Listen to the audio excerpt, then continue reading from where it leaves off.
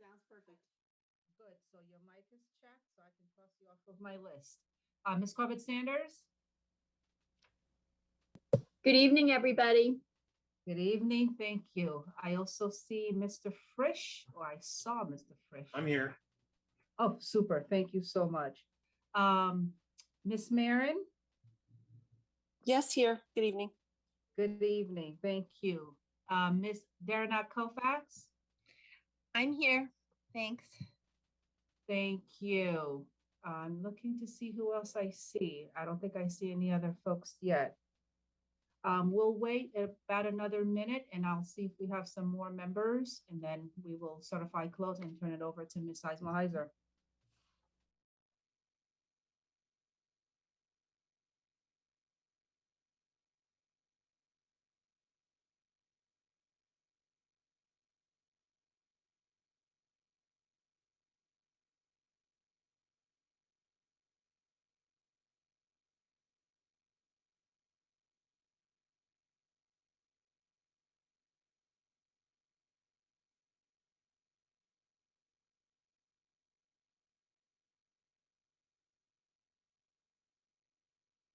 Pekarsky?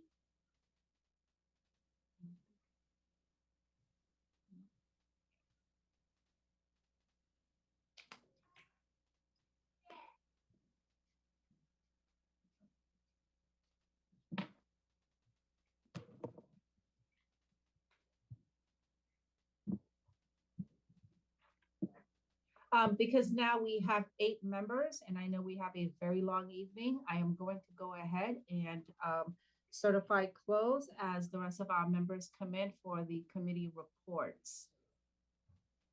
In order to comply with sections 2.2-3712D of the Code of Virginia, it is necessary for the board to certify that since the Fairfax County School Board convened a closed meeting on May 25th, 2021, to the best of each member's knowledge, only public business matters lawfully exempted from open meeting requirements, and only such public business matters as were identified in the motion convening the closed meeting were heard, discussed, or considered by the board during the closed meeting.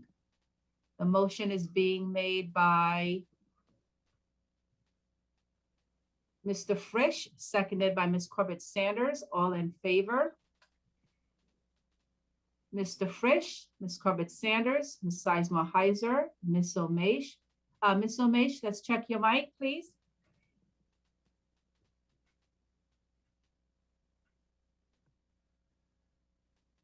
Ms. Omesh, can we get a voice check? Yeah, I'm here. Okay, super, thank you. Please pardon me as I continue down the list. It moved a little bit on me. Ms. Marin, Ms. Darana Kofax. Are there any other hands that I have not recognized? Because we need a few more.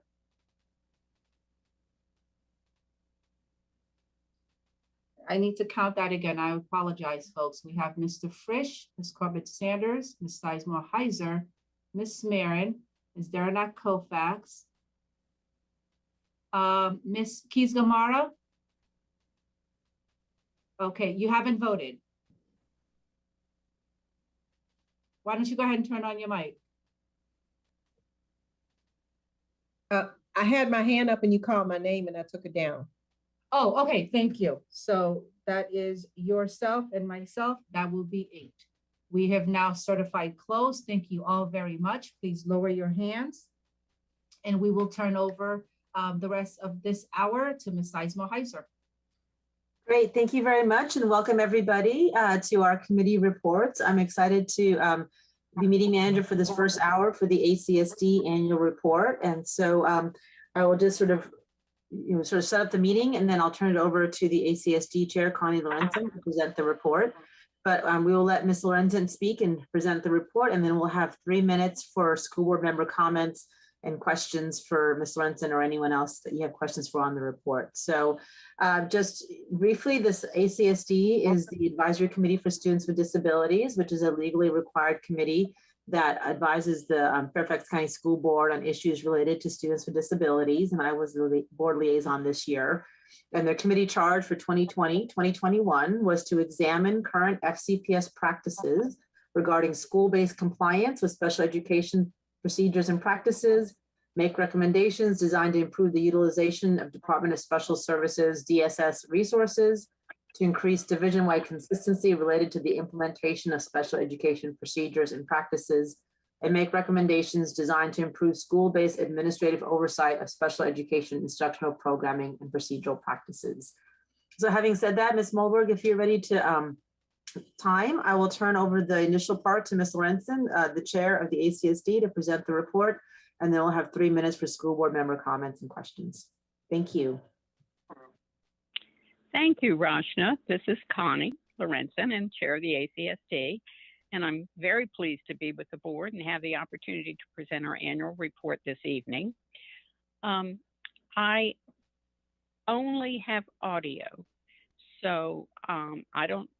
This is a new link for me, Rashna. So I don't know. I've tried. At first, I was only a participant. Now I'm able to at least speak. So I will just. I'm assuming the slides are being projected. Is that correct? That is correct, Ms. Lorenzen. The slides are there, and if I can have our clerk reach out to you, but I'm happy to answer any questions based on logistics. If you can't, I'm happy to do it audio. Right, just let me know. I'm happy to answer questions.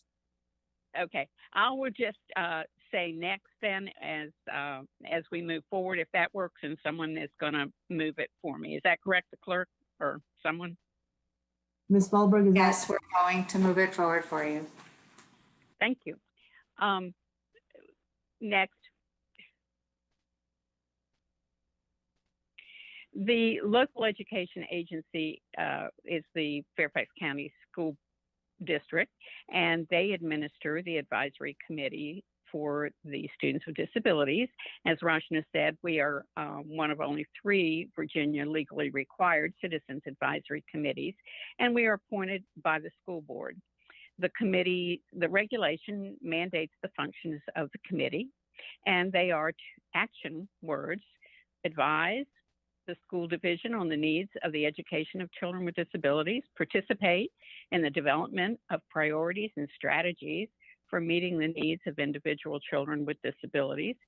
And we are looking at the systemic issues in the district, submit periodic reports and recommendations regarding the education of children with disabilities to the division superintendent for transfer to the board, assist the local school division in interpreting plans to the community, review the policies and procedures for the provision of special education services prior to submission to the local school board, and participate in the review of the local school division's annual plan, which is the district's, they submit a grant request to the state for the local flow through federal money for special education.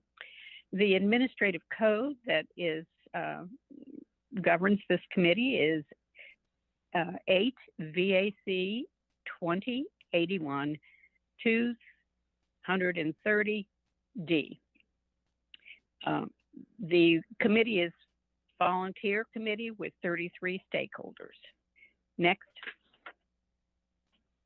The committee members are each represent each school board member, each regional assistant superintendent, the community board, several community boards and groups which support students with disabilities. And there's 1 voting teacher representative and 1 voting student representative appointed by and nominated and appointed by the student representative on the school board. The majority of the committee is comprised of individuals with disabilities or parents of students with disabilities, and 1 teacher is required by law. All FCPS public school staff serve only as advisory and the consultant role. Staff liaisons and consultants are the Office of Special Education Instruction Director, the Department of Special Services Assistant Superintendent, the Office of Special Education Procedural Support, the Parent Resource Center Manager, the Assistant Ombudsman for Special Education. And as Rania noted, she is our school board liaison this year. The ACSD is structured to ensure that the work is aligned with the legal obligations under the Virginia regs. We have 4 standing committees: family engagement and outreach, student achievement and outcomes, policy and regulations, and the school board charge. In addition, a nominating subcommittee was also established during the school year. In August 2020, the ACSD held a virtual orientation for members. This was an extra meeting, and we did it extra early because of the COVID. The orientation was attended by 5 school board members, and the committee was very pleased. And the orientation flash drive was distributed to all members, and it contained information and resources to support their work on the committee. In addition, the committee reviewed the purpose, the bylaws, the standing operating procedures, Robert's rules, the Sunshine Law. The orientation manual contains federal, state, and local regulations governing the committee's work. And a staff directory and the DSS org chart was also provided. In addition, last year's annual report was provided. Next.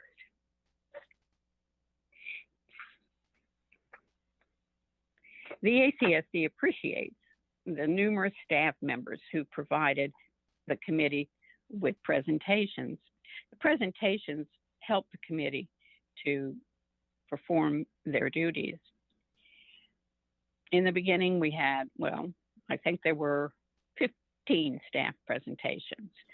Opening school plans for special education, the overview of the development of FCPS policy on restraints and seclusion, the revised student rights and responsibilities handbook, literacy instruction, updates on the return to school. Next, the iReady Universal Screener, changes in the second draft of the proposed policy for seclusion and restraints, the multi-tiered system of supports, COVID recovery services, updates about the upcoming budget season, recovery and compensatory services. We invited Dr. Lisa Williams, the Chief Equity Officer, to introduce ourselves with her and help her understand our purpose and function and ways that our committee our work may work with the equity services. Next. Connie, this is the office. Connie, Mike? Yeah. We need to, just to get us back on track, we need to advance just one slide. So I would ask the clerk if we could advance to slide number 8. Thank you. Thank you, Mike. Thank you, Mike.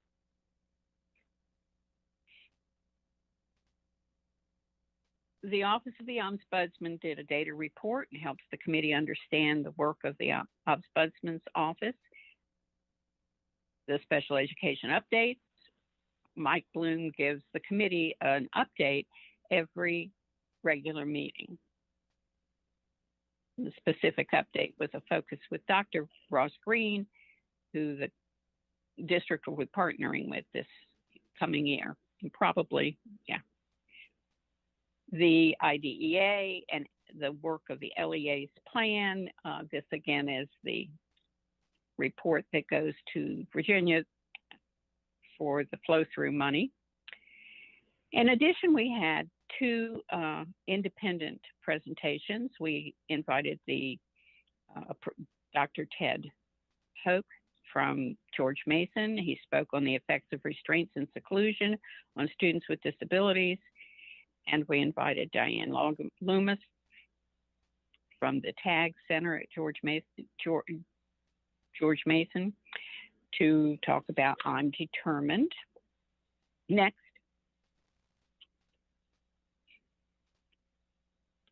we had the 16th annual Special Ed Conference this year. It was held virtually, and that was a unique experience.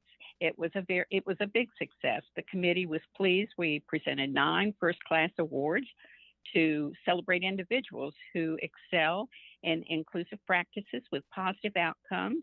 We honored elementary, middle, high school, and central office staff.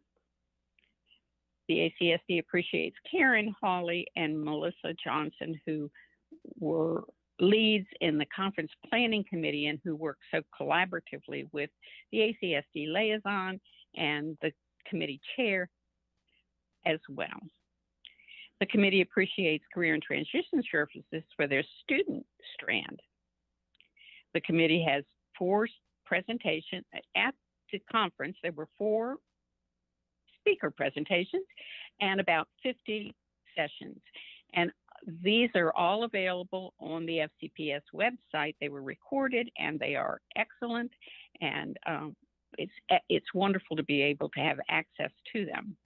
The committee looks forward to again collaborating in the 17th annual conference in 2022. Next, the ACSD heard 21 public comments. Citizens' views are incorporated into critiques in a number of areas, but the ACSD also heard commendations. One commendation was the collaboration between the Special Education Parent Teacher Association, SEPTA, and the FCPS should continue. Concerns. The communication competence for the AAC users must receive literacy instruction that follows the science of reading. They must learn to read and write in addition to learning to communicate competently. Expanding a student's communication through AAC shouldn't neglect phonemic awareness, though the devices use whole words and their graphic representation. Next. Literacy identification and evaluation concerns. There were 4 public testimonies on this and various concerns were brought up.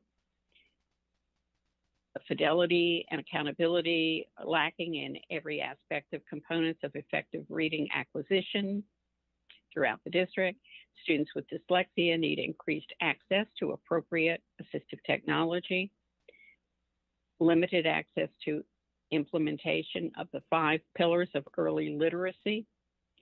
Literacy instruction must always be based on the science of reading. Orton-Gillingham is not utilized despite parent requests, but rather FCPS leans on long-established use of just words and foundations. The majority of students with difficulties in reading and writing aren't offered evaluations, especially if they have other high area ability. They might instead be termed lazy. The fact that 1 out of 5 students, including gifted students, have weaknesses in literacy is something that the district needs to understand the frequency.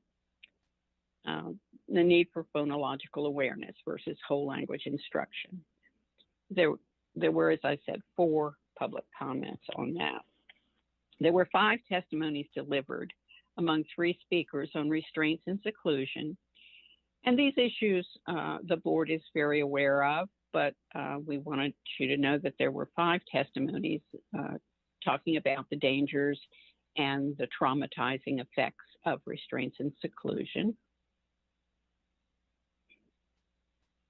The district, there was a desire for trauma-informed practices. Next, return to school. Well, there were quite a few. There were 4 testimonies on return to school, and most of the items there, the board, of course, has heard in public comment as well. Hopefully, in the fall, we will all be back full-time 5 days a week. And these concerns will be mitigated. Next. Disparities across FCPS in special education instruction. Central office staff creates programs, resources, and materials that are not evenly used across the district. Parents and school-based administration staff are often at times ignorant to the resources available from FCPS from central office, and the belief that central office staff should spend 1 day a week at schools to monitor utilization. The next area was inappropriate supports and failures to recognize behavior as a manifestation of a disability. The concerns that students must demonstrate extreme failures and anxiety before being found eligible. Public day schools can increase anxiety versus providing appropriate therapeutic support. When maladaptive behaviors are not recognized as communication and a manifestation of a student's disability, the tactics used to reduce the behaviors can be traumatizing. Utilizing isolation for students, failure for schools to understand maladaptive behavior, twice exceptional students having to fail to have their disabilities such as dyslexia recognized.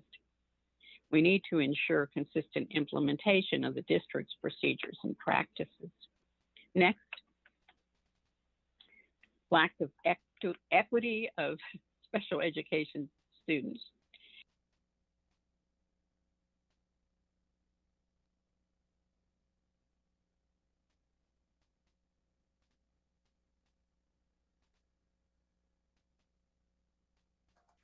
Connie, are you still there? We can't hear you. I think we may have lost Connie. Let me send her a message.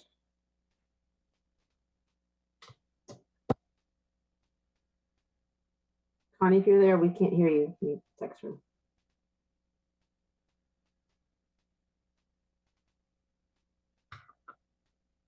So while we're waiting for Connie, I can continue to read the slide, or we can wait. Mike, do you have a suggestion? I've messaged her. I don't want to present the report on their behalf, so.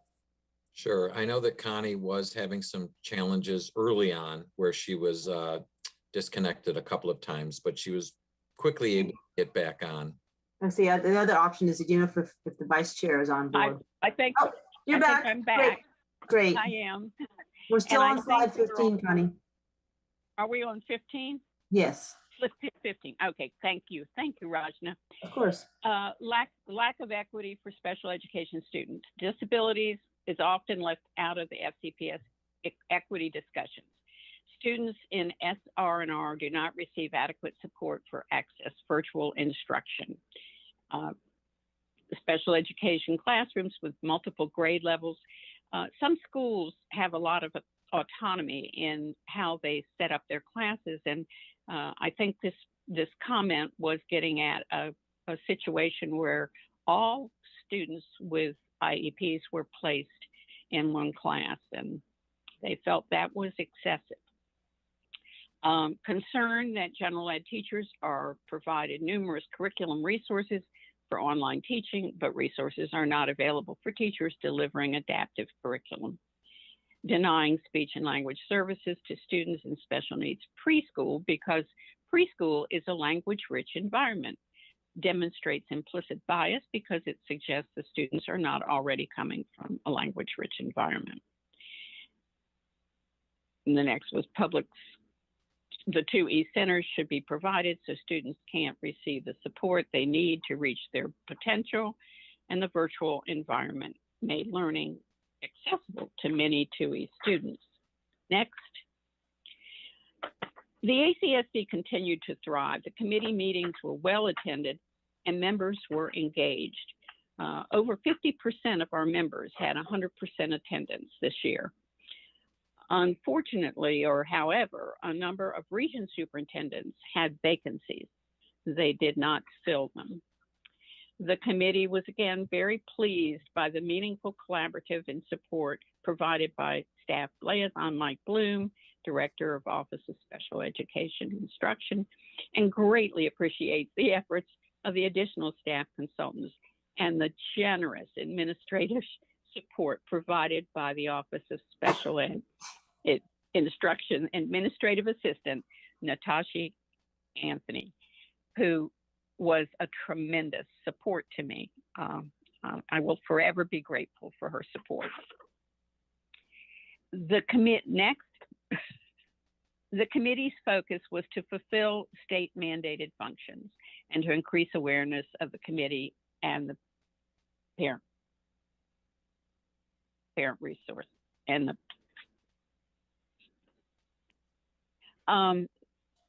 Roshan, I believe, read the charge. The charge is provided to the committee to address issues the board would like recommendations on. So we have a charge committee, and we will get to the recommendations in a minute. The ACSD accomplishments. We provided a number of periodic reports with recommendations to the board.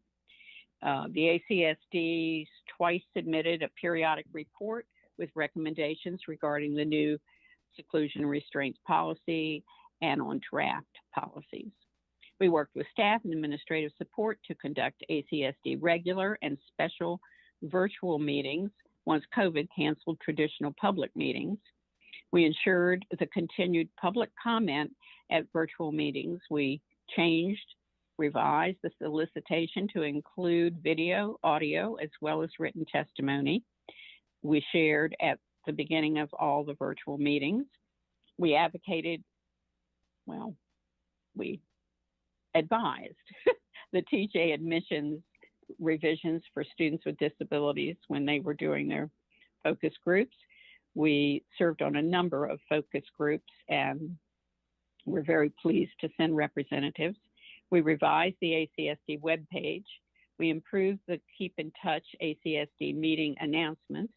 We remained active on social media, and we dramatically increased out our activity on Facebook and Twitter. Next.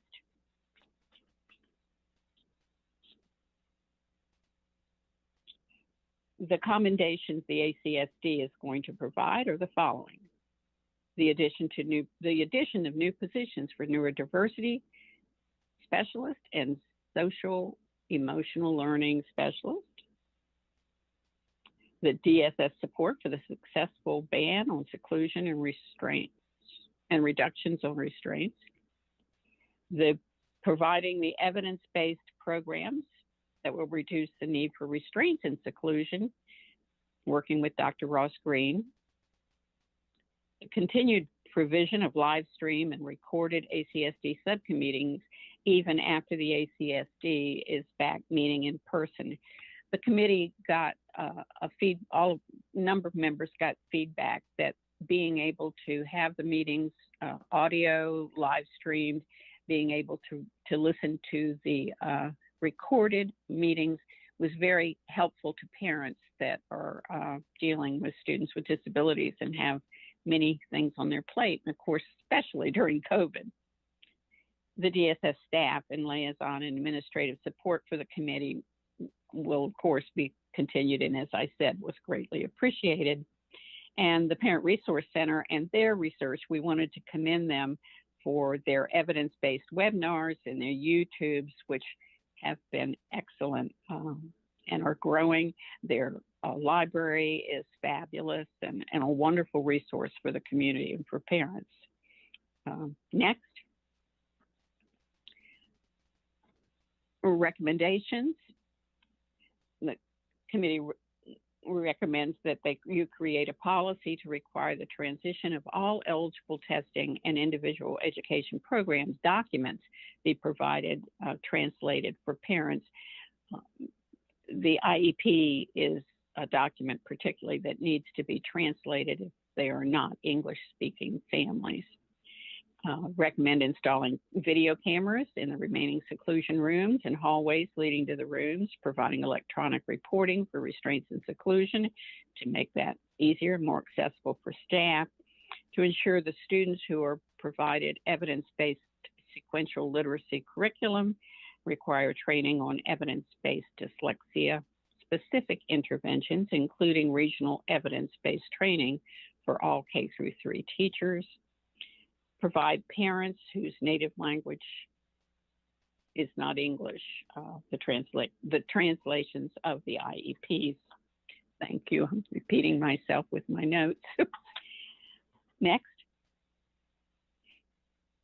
To ensure parents are consistently made aware of the dyslexia-specific interventions available for their children, their metrics, and how their children are doing. To revise the high indice specialized literacy instruction matrix to reflect MTSS.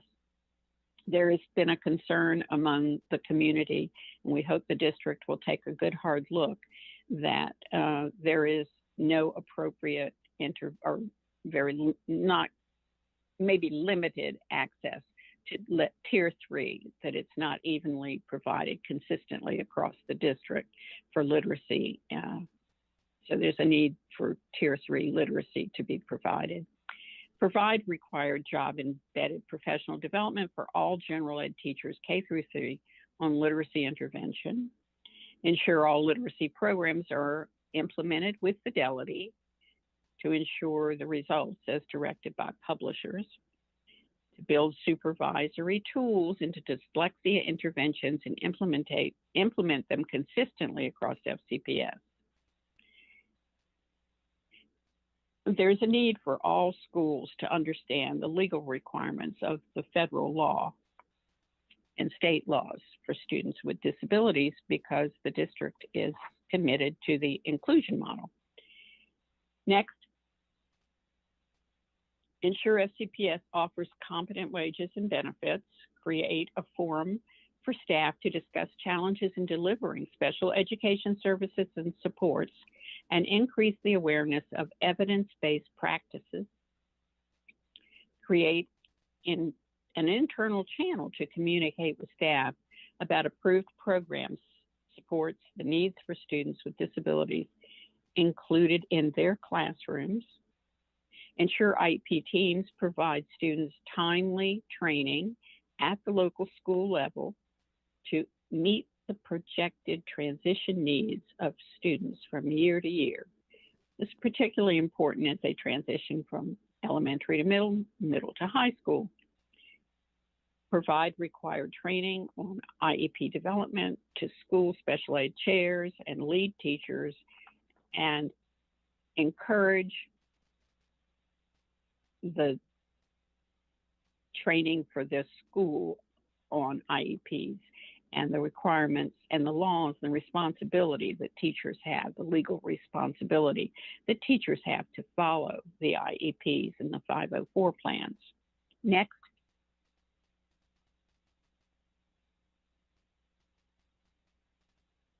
Identify and take steps necessary to increase staff awareness and use of the assistant on.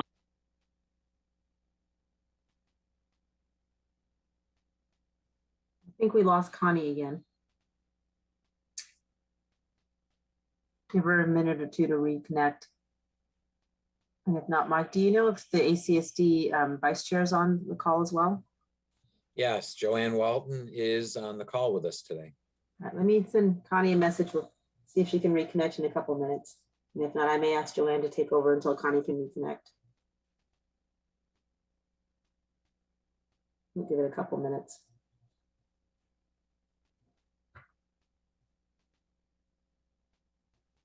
Ms. Walton, would you feel comfortable taking over from Ms. Lawrence until she can reconnect? Sure. Okay, thank you. Yeah, no problem. Yeah, so we just wanted to, continue to increase staff awareness and use of the Assistant Ombudsman for Special Education. And we also wanted to make sure to utilize Office of Auditor General to identify issues associated with any disparities and outcomes for students with disabilities related to inconsistent special ed practice. implement operational changes that allow DSS to proactively identify building level administrators and employees in need of additional training, coaching, and other supports. And we, of course, want to make sure we have a climate that supports school-based teams and administrators requesting or receiving assistance from DSS so that they don't have any fear of reprisal of any kind. Thank you, Ms. Walton. I think I see Thank Ms. you. Munson back on, so have her take over for the next Thank- slide. Connie, we're starting on slide 24. Next. Yeah. Correct. Thank you. Was that Eileen? The next slide is the staff responses to the 2019-2020 annual report. And the recommendation was to convert the guidelines to policy, which was done, and staff acknowledges that in their response. The next recommendation was to ensure training on Dr. Ross Green's collaborative and proactive solutions, and FCPS is partnering with Dr. Green to provide professional development on collaborative and proactive solutions. And in April 2021, administrators and selected instructional staff from CSS sites met with the public day schools along with central office program leaders and met with Dr. Green to learn more about the CPS framework and to provide input and feedback that will help him inform the development of a more comprehensive training plan for 2021-22. Next, the special education teachers that are either new to FCPS and or new to the profession must receive a mentor.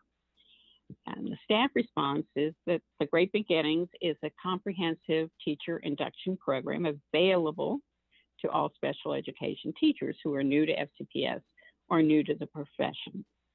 And I want to commend that program. And I think it's done a fabulous job of helping increase retention of our teachers. The thing that I think the committee was getting at is maybe it's time to consider assigning a mentor to all the new special ed teachers new to Fairfax. Next. The ACSD recommendation was to provide an explanation sheet to all parents of special education students on what compensatory services are. And Fairfax DSS did create a very nice document, a COVID Recovery Services title, which helps the parents understand what recovery services are. However, it's again made available to parents. It's on the web page. But if parents identified with IEPs and 504s don't know that it's there, they may not find it. So I think the committee would like the parents to be provided with this information. And that concludes the slide presentation. And I guess I'm available for, and staff is available to answer school board questions.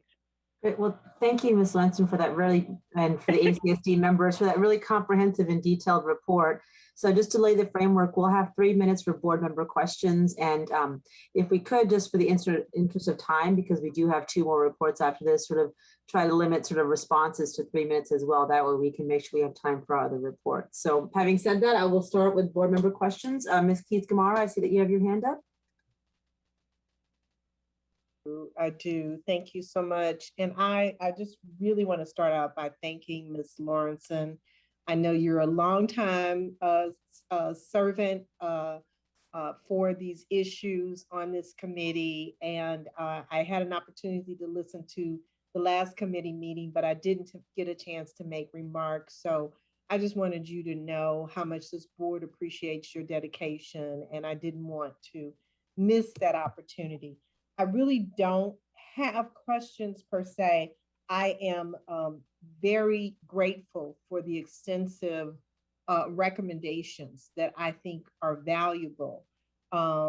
Everything from, videos, being able to have cameras in the remaining seclusion rooms, electronic reporting, transparency, professional development, etc. So I guess to staff, I actually do have a question with respect to when we look at these recommendations, what are we able to provide some answers to this committee as to how we're going to look at these recommendations is where I'd like to start. Thanks, Ms. Keys-Gamarra. I do believe that we do provide a management response to these advisory committee meetings. Dr. Boyd, I don't know if you wanted to add anything, or Mike, if you wanted to add, but I do believe we do that as a matter of course. Sure. Thank you, Dr. Brabrand, and thank you, Ms. Keys-Gamarra, for the question. We will certainly make sure that we provide a response to all of the recommendations. And we do want to say that we are fortunate to really be able to have the opportunity to work collaboratively with the ACSD. I think a number of the recommendations are things that we fully support. We may have to talk through a few things just to see how we would make certain things be operationalized, but by and large, I think a number of the recommendations we're going to be able to implement and just kind of work hand in hand to make sure we're doing the best what's best for our students and families. Mr. Bloom, did you have anything to add briefly? Yes, I would just add that we work together with our colleagues in all of the Department of Special Services offices, the 4 offices, to craft responses to each of the recommendations that are provided by the subcommittees.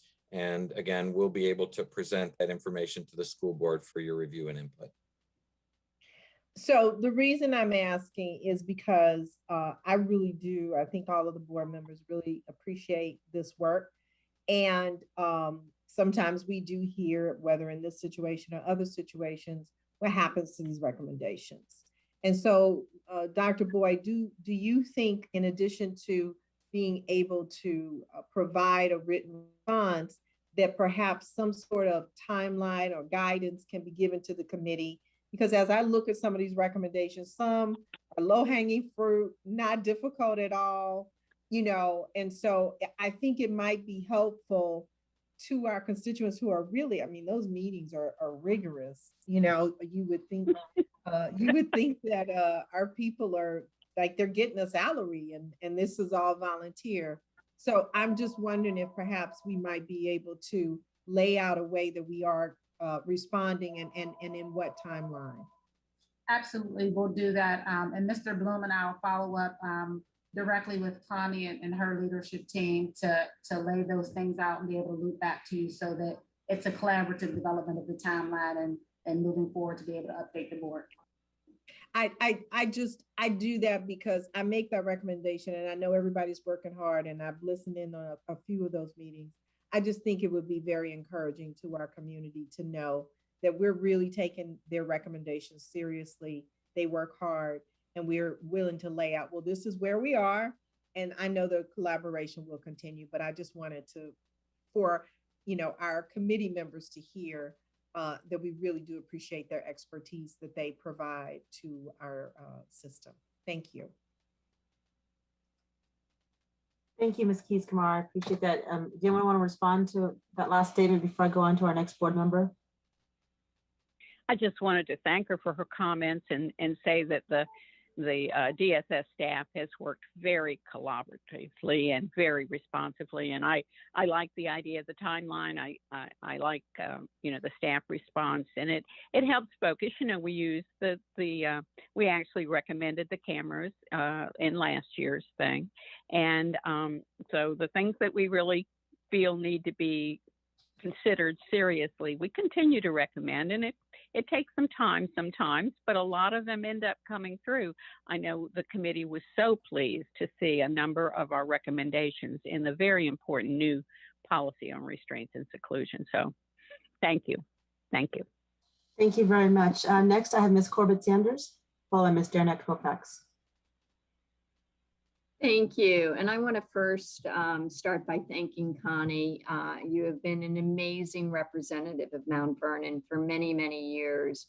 And what I so appreciate about what you do is that you look at the whole child perspective and how to best meet the needs of every one of our children. And you've brought to your work an intentionality and a perseverance of for year after year where you guys have made recommendations and we've been slow to implement.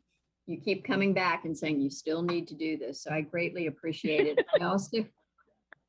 I also appreciate, Joanne, your perseverance as well, especially in the area of our twice exceptional students and the work that you've done. That is why the recommendations today are so important, because we really, one of the pieces that you emphasized was the fidelity of implementation, making a recommendation and only implementing it partially or at a couple of schools and not all really doesn't achieve what we're trying to do.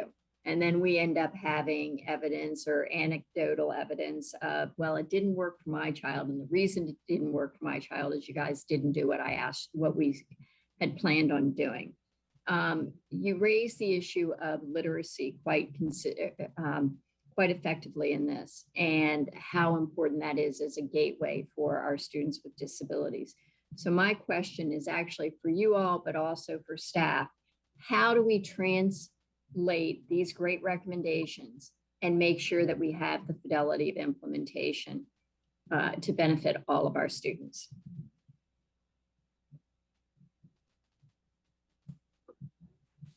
Thank you, Ms. Corbett Sanders. I think part of the fidelity of implementation, the ongoing feedback and the monitoring, I'm confident that that's going to be something that we're going to begin to work with immediately. And I'm confident that's going to be something that surfaces from our special education review.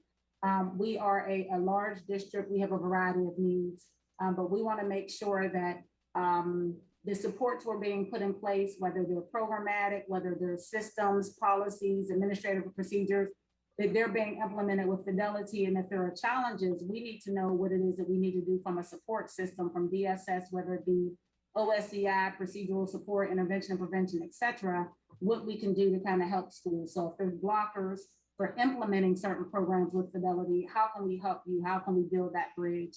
And what is the feedback that they need to be able to do that successfully? In addition to the implementation fidelity, it's going to be that ongoing professional development and real life coaching and feedback. One and dones, as we know, as we talked about, with a number of things are ineffective. And so ensuring that we have the appropriate supports in buildings, working side by side with teachers to make sure they're confident in implementing the strategies or programs that have been put in place. So my concern is for every year that we don't intentionally implement things, we're losing. And the kids that lose are the ones that are most vulnerable. So I would just urge that we have an increased focus on fidelity of implementation and intentionality in how we implement these programs. Absolutely. Oh, I have two thoughts. Thank you, Karen, so much. I appreciate it. It means a lot to me. I think the district needs to look at, I don't know if it's all DSS here, the district needs to look at how they're collecting data on how schools and regions are adequately using the resources available to them in the district. It ought to be, in my opinion, it should be DSS services, but all the other services that are available for other issues and other learning, whether it's math or whatever. Fairfax County taxpayers provide excellent support services. And it's really important to look at how they're being used. And of course, you have to be careful how you analyze that data, but are they being used? And they have to measure it. What gets measured gets done. And the second point is that I think that the ACSD, I've already talked to Mike about this. I hope that the ACSD will participate in ways with Dr. Presidio as he's looking at student achievement outcomes and how to help all students do well. Looking at the data, again, for student outcomes by school or by region might help identify for the district if there are regions that are more adequately using these resources to help the students than others. It's just, you know, there's a lot of work to be done. It's not easy work. And I'm so pleased and proud of the board because they are discussing these issues and allowing staff to grapple with these issues. And they're big issues and they're not going to happen. The solutions aren't going to happen overnight. So thank you. Thank you. Thank you, Connie, for that great explanation, Ms. Corbett-Sanders. Next, we have Ms. Janet Kofax, followed by Ms. Tolan. Thank you. And thank you, Connie, for all of your hard work. We do appreciate you and all the members of the ACSD for your hard work continuing through the years. I am pleased to follow my colleague, Karen Corbett-Sanders, and listening to what Dr. Boyd is talking about, because one of the concerns, the first concern, is huge. And as listed, the observation that fidelity and accountability are lacking in every aspect of the components of effective reading acquisition throughout the district. So you began to answer that question, and we know that's a consistent problem here in Fairfax County on many levels. The fidelity of implementation. That is what equity work is all about. And those are the things we've talked about quite a bit here in Fairfax County, not just within the last year. So, right.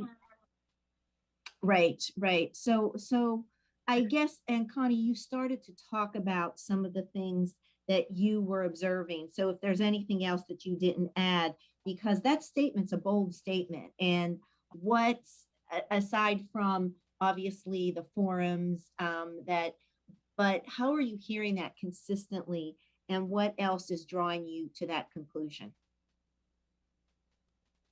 Well, the public comments that we gave you today, the ones that we get every year, Right. I didn't include, there were 7 comments in May. A number of those were twice exceptional because our presentation was on the 2E handbook, which I am very pleased the district has in place and is increasing awareness and providing supports to schools to meet the needs of the most undiagnosed, unsupported disability in the nation is the gifted twice exceptional learner with disabilities. And we're hearing from those parents. And we heard at the meet and greet, not obviously last year, but the year before that, and parents stating things like, for example, one thing is that 2E parents are being told in school still, and that their students can't have they have to give up accommodations and their supports and services if they're going to take advanced classes. And that's illegal. It's against the law. That's non-compliant. And Fairfax County wouldn't support that, but it's happening in your high schools. And parents, of course, believe them. You know, there are even stories that schools have said that the school, if the advanced academics people found out that that was happening, the high school would lose its ability to offer AAP. And, you know, it's been going on so long, Tammy. That particular issue, the committee, and I've been on it so long, the committee tried to resolve that. They wrote a letter of no confidence, which I could send you in 2006 to Jack Dale. And he tried to send out a document to all the guidance departments, et cetera, stating that that was general ed, and the advanced academic and IB courses, the students who qualify for that and need accommodations and supports also qualify for that, and they must be provided. But it's difficult. It's a business problem. It's a difficult for some, I believe, for some teachers, for some schools, teachers who have if you don't get the professional development for them to know how to do that, that they should do that, that they have to do that, that it's their responsibility, that they have a legal requirement to serve that, to do that. And inclusion is bringing all these things to surface, because I taught for a decade, and if you had never been trained to work with students with disabilities, you don't have those skills possibly. And the district has a model for inclusion, and we're talking about how long, 25 years, we've been trying to build the capacity, So we're still working on it. So Yeah. that's what I think you're seeing. I think you're, seeing principals who don't really understand the legal requirements. Maybe I don't know exactly, Tammy. Dr. Brabrand, are you hearing this? I think this has been an ongoing issue. I know this for a while. Connie speaks very much the truth, and I think it's extremely important that we tackle this. It really is, because it's denying these kids their appropriate education, and we need our administrators, we need our teachers to understand. And I don't know what kind of professional development is needed and necessary, but this is something that needs to happen. Well, I certainly agree, Ms. Kofax. And one of the things I think that Connie just shared about data, we need to take some of the data that ACSD is getting from individual parents and follow up with the specific schools and sites where this is happening. Yep. This is not happening in every FCPS school. I do not believe that it is. I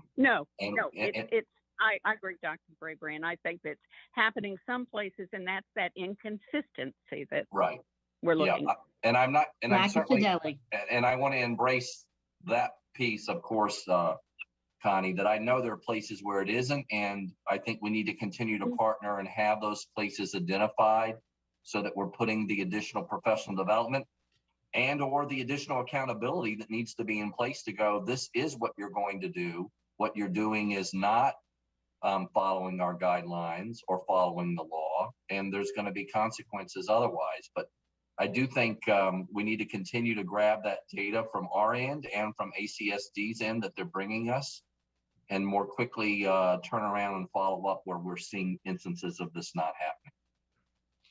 So with the job, go ahead, Connie.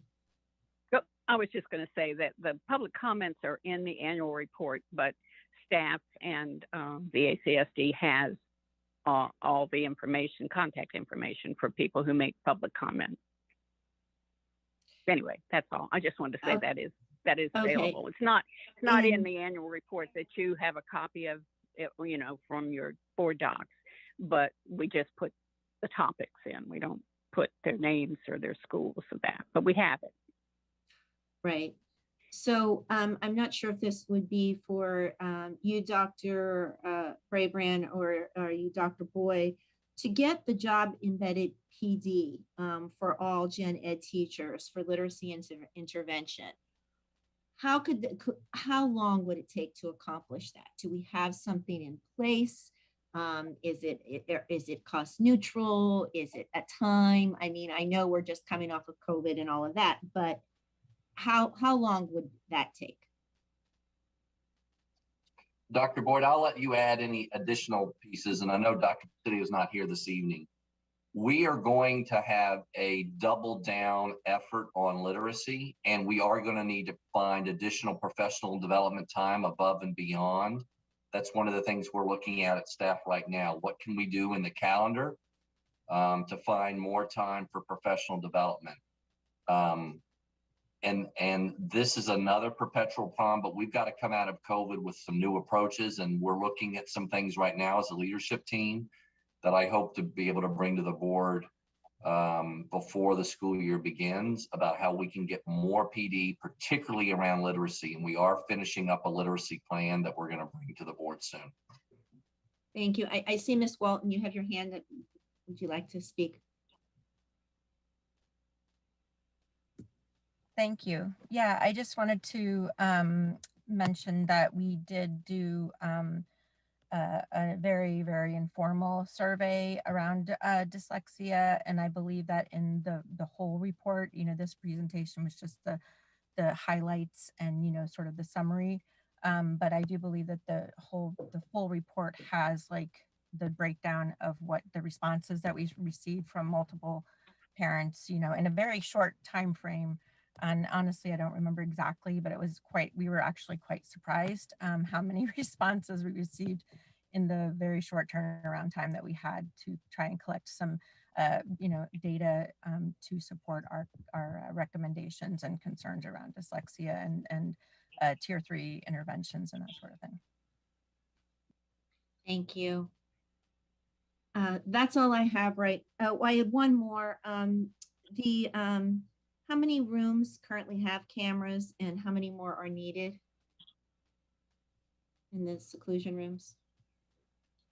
Mr. Bloom, I'm not please. aware of any. Correct. I was just about to say, Mr. Bloom, please correct me if I'm wrong. I don't believe that we have any cameras in the remaining seclusion rooms. And as you remember, the only ones that only 3 schools still have those seclusion rooms with the specific doors. So that number has decreased with our policy change. But Mr. Bloom, do you want to confirm that for me? Yes, so none of our seclusion rooms at our public day sites or our elementary CSS sites have video cameras. And so is that going to be the continued practice, or is the continued practice going to try to be some other option? Well, one of the things I think is the biggest piece is that, as you know, per our policy, we are in the process of phasing out seclusion. So while we had those rooms previously at the CSS sites, those doors were removed with the institution of our updated policy. And so the 3 schools that have that still have seclusion rooms, we don't have cameras. And if I recall correctly, as I joined the team, there was some discussions around the cameras. And that's something that we're probably going to have to have some additional conversation with legal around the cameras and things like that. But we'll follow up. But the biggest piece is that within 3 years, as you recall, that our commitment is to eliminate seclusion throughout the entire FCPS division. All right, thank you all. Thank you, Connie. Thank you, Joanne, and our entire ACSD committee. Thank you. Thank you. Thank you. Thank you, Ms. Janet Kofax. Next, we have Ms. Tolan. Yes, first of all, let me thank you for your work, and thank you particularly, Connie, Joanne, and your team as you helped us out to put in place our new restraint and seclusion policy in December. I really appreciate that support. I'm glad to follow this past conversation. I'm particularly interested in learning a little bit more about 2E, given our focus on, looking at advanced academic programs and expanding accessibility to those programs and making sure that they're available for all students. And just wanted to ask you, you talked a little bit about it with Ms. Kofax, but if you would look at, or if you had recommendations for, near term, what would be some of the best things that we could do to really enhance the situation for our 2E students?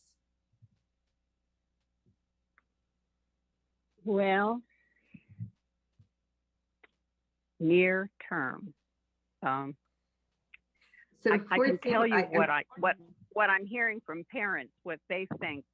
They think that at least the middle school years, these students need so much more focus on the how-to, on such weaknesses with executive functions and with in their social skills, that type of thing, that they would really like a transition center type situation, especially in the middle schools, to get these students with more direct instruction and more skill development in executive function and more trained or used to using compensatory strategies or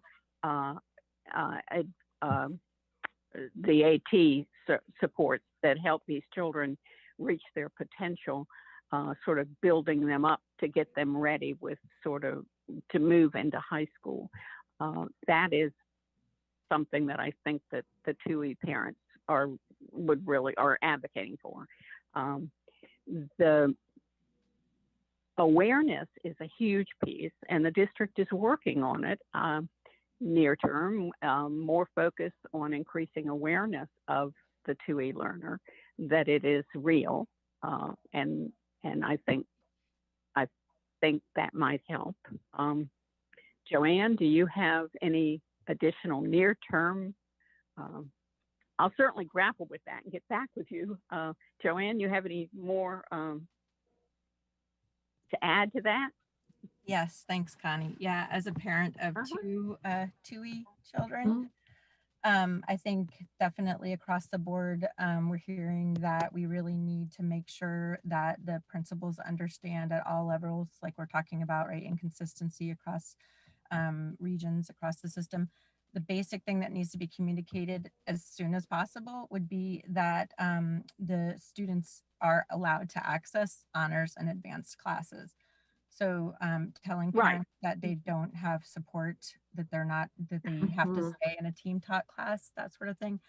They need to be offered supports, and that needs to be across the board, so that not some schools are doing it and some are not. Because it's really hard as a parent when you hear, well, my school's doing that, or, and you hear other, my school doesn't do that. Like, wait, your school does that? That kind of, I get it. We're a big system, but, there are some things that need to be consistent right across the board. So there's that. And then there's also a concern. I understand, like what Connie's saying about strengthening, executive functioning skills in middle school, but there's a huge concern around taking away 2E students' electives to provide them that support. And so some parents and some schools have gotten very creative and are doing that in the learning seminar time, in that intervention time, intervention block.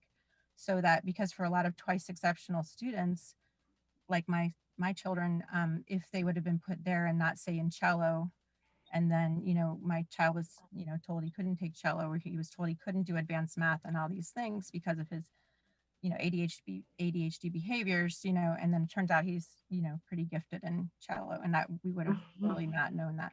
So things like that. So I think, I get it. We definitely need the skills for these students, for our students, for sure. But we need to make sure that we're not, keeping them from the things that they're good at. And, and I know, right, Rachna, right, the strengths-based, right, education. So that's really, really key. So I think we just need to restructure some things and then make it sure that it's clear across the board to all of the schools that these things need to happen. Great, thank you. And I should know the answer to this, but I know we have this recommendation for a 2E specialist. So maybe this is a question for staff. Where are we on that? Is that something that's has that been budgeted? Are we moving forward with that? Where is that? So Ms. Toland, are you referring to the neurodiversity specialist? Well, so they were recommending a 2E specialist. So the neurodiversity specialist would take care of that. Got it. Yes. And so that, so that was included. I will jump. Oh, I'm sorry. Go ahead. Jump in there. I'll just jump in. There was some discussion about where the board was going with the neurodiversity, and we liked it. We kept that 2E specialist in there because we had requested it for a number of years, and we wanted to ensure that as that job description was put together, that it was clarified and not lost, the 2E specialist part of it. The idea that 2E children and the neurodiversity that Joanne was commenting about, that brains are different, and that children, develop asynchronously, et cetera. That could very easily fit in there, or it could be lost as well. So that's kind of what I wanted to say on that. And I get back. I mentioned the principal thing and the guidance department people telling the students and families that they can't take the AB the advanced AAP and IB courses and have their services. And like I say, that's illegal. And Fairfax people are doing it, and they're putting the district at jeopardy. And so that's why I was happy to hear Dr. Brabrand say that, you know, they're going to have to clearly understand that they have a legal responsibility as part of their profession, and the district is going to have to take appropriate action when this is not followed. And I understand the implications of that, but I think it's reached a point where it's imperative that there be some action taken. And of course, there are probably a lot of principals who really don't understand the legal requirements of some of the special ed laws as well. So getting them up to speed on that is critical, and would be something that doesn't seem like it would be terribly it wouldn't cost a lot, and it doesn't seem like it would be hard to do. So it would fit into your near term and Right, could make exactly. a big difference. Could make a big difference. Could make a, so Joanne, thank you for Yeah, and refocusing on that. one other thing that I would be remiss in not mentioning, and I know I would receive a lot of comments from my 2E parent friends, but I do feel like there is this feeling that I don't know in the short term, but a feeling of wanting a 2E center or 2E centers for our children because of again, a big system and the inconsistencies. And so I think that if we could get some of these things quickly, remedied, that would go a long way towards parents feeling like, their children are properly being included, in the school environment, wherever, their school is. So. If I could just do a quick time check. We're at 7:10. We have Ms. Amish still to speak, and I have a few comments myself. So if we could try to be as succinct as possible. So we have 2 more reports tonight. That would be great. And I appreciate all the great conversations going on today. So Ms. Toll, I want to let you finish your turn before I turn to Ms. Amish. No, I appreciate that. I'm done. Thank you very much for all that input. I really appreciate it. Thank you for your work. Thank you. Thank you. Ms. Amish, and then Ms. Cohen. Yeah, well, first of all, thank you all so much. I know your reports and presentations are always really robust and have plenty of recommendations, which only shows us how much more work needs to be done on this front. So really grateful for you all. I especially appreciated, some of the focus on literacy, executive functioning, really trying to hone in on those skills that ultimately are going to matter most for our kids. And I appreciated the emphasis, Ms. Darana Koufax echoing her comments about accountability and just really kind of following up on some of these pieces. I wanted to ask a question. So you guys touched on family engagement. You mentioned translation, which I really appreciate as kind of having that equity lens, even within the disability community. Whether there was any conversation that went on around some of the dual diagnosis that goes on, or the dual identification between ESOL and special education, with kids perhaps being over labeled or looped into the special ed category when perhaps that's questionable if their English is limited. I'm curious about y'all's thoughts on that, or if that's come up in conversation at all.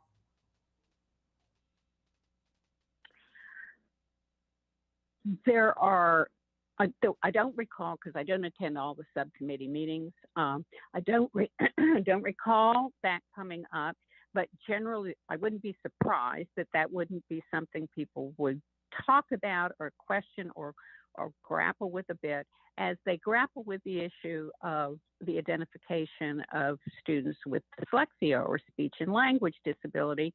And you come back around to that student, whether they are ESL or just English speaking. Are we over identifying children because they haven't been taught the way they learn? We have inductive learners and deductive learners. And of course, there's, as Dr. Brabrand saying, the district is right in the throes of doing some, I think, really good work with regard to the reading literacy curriculum and practice and model that they're going to be following. I think there are other community groups that have advocated for a real serious focus on that, looking at the research. So they all kind of fit together, but they're pretty hard to tease out of our. And we wouldn't have access unless we really got data from the district that we could try to, manage. But I don't think there was any in-depth on that. But if, you're concerned, you certainly could bring it forward, or I could make a note that we could look at that next year. Yeah, I think that Consider there's it. something. No, go ahead. Sorry. No, go ahead. I'm sorry. Sorry. No, I didn't mean to. I thought you were done.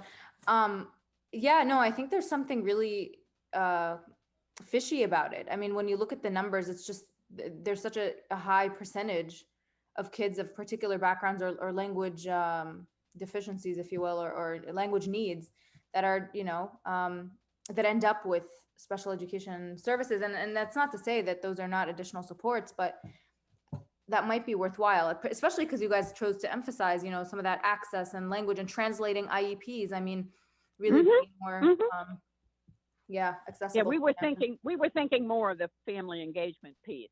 If a parent sits in a meeting, and even if they have a translator in the meeting, but the document that they get, the IEP, is in English, that might, when the parent goes home and doesn't have that whole document translated, that's what we were mainly focusing on this year. But I think Dr. Presidio is looking at all these issues. So I think exploring that, and as we work possibly a little bit more closely with him, that would be part of what we could look at. Yeah. The reading instruction and the selection, how kids are identified. Absolutely. I mean, I'd love to hear from someone from staff. I was trying to find if Helen Lloyd was here. I didn't see her, but I know there's been a cultural shift to some degree with the importance of translation in general in FCPS. And then with IEPs in particular. I don't know from staff, if, because I want to make sure, we have these advisory committees, they work really hard on these topics. They have these presentations, and then what happens from there? So I want to really emphasize this particular point, and I see Dr. Boyd, you have opened your camera, so please, and I'm going to follow up on this because this is really important. Yeah. So yes, the camera on, I guess, is my equivalent of a hand raised. So yes, that recommendation is a very important one, and we begin some of the conversation around that. To Connie's piece, to your piece, as we talk about family engagement and parents being a part of the IEP team, we don't want that to just be something that is a checkbox or something that's surface in nature. We really want to make sure that families are able to engage and understand the document and the services that are contained therein, because that's really, really important, not only the family, but also the student. And so we are going to be having some very detailed conversations about ensuring that access via translations, via interpretations, so that all of our families, when they come to the table, they can actively engage in that IEP process. And so that is something that we are currently in conversations about, and we'll be bringing additional information forward. Okay, because I look forward to seeing what that's going to look like. We're going to probably need to have hires. The number of interpreters we have certainly can't service what we need right now. So, okay, I appreciate that. Yeah, more than an aspiration, kind of a plan or something. Yeah. And then just the second piece really was, I'm curious as to, I was thinking, you had a number of recommendations here. I would argue several of them touch on kind of a different cultural mindset of where we were and now where we're headed, and where we, how our thinking around special education and students with special needs has evolved. I'm curious what you see to be the next new frontier that we can start culturally shifting alongside these short-term changes that you guys are asking for.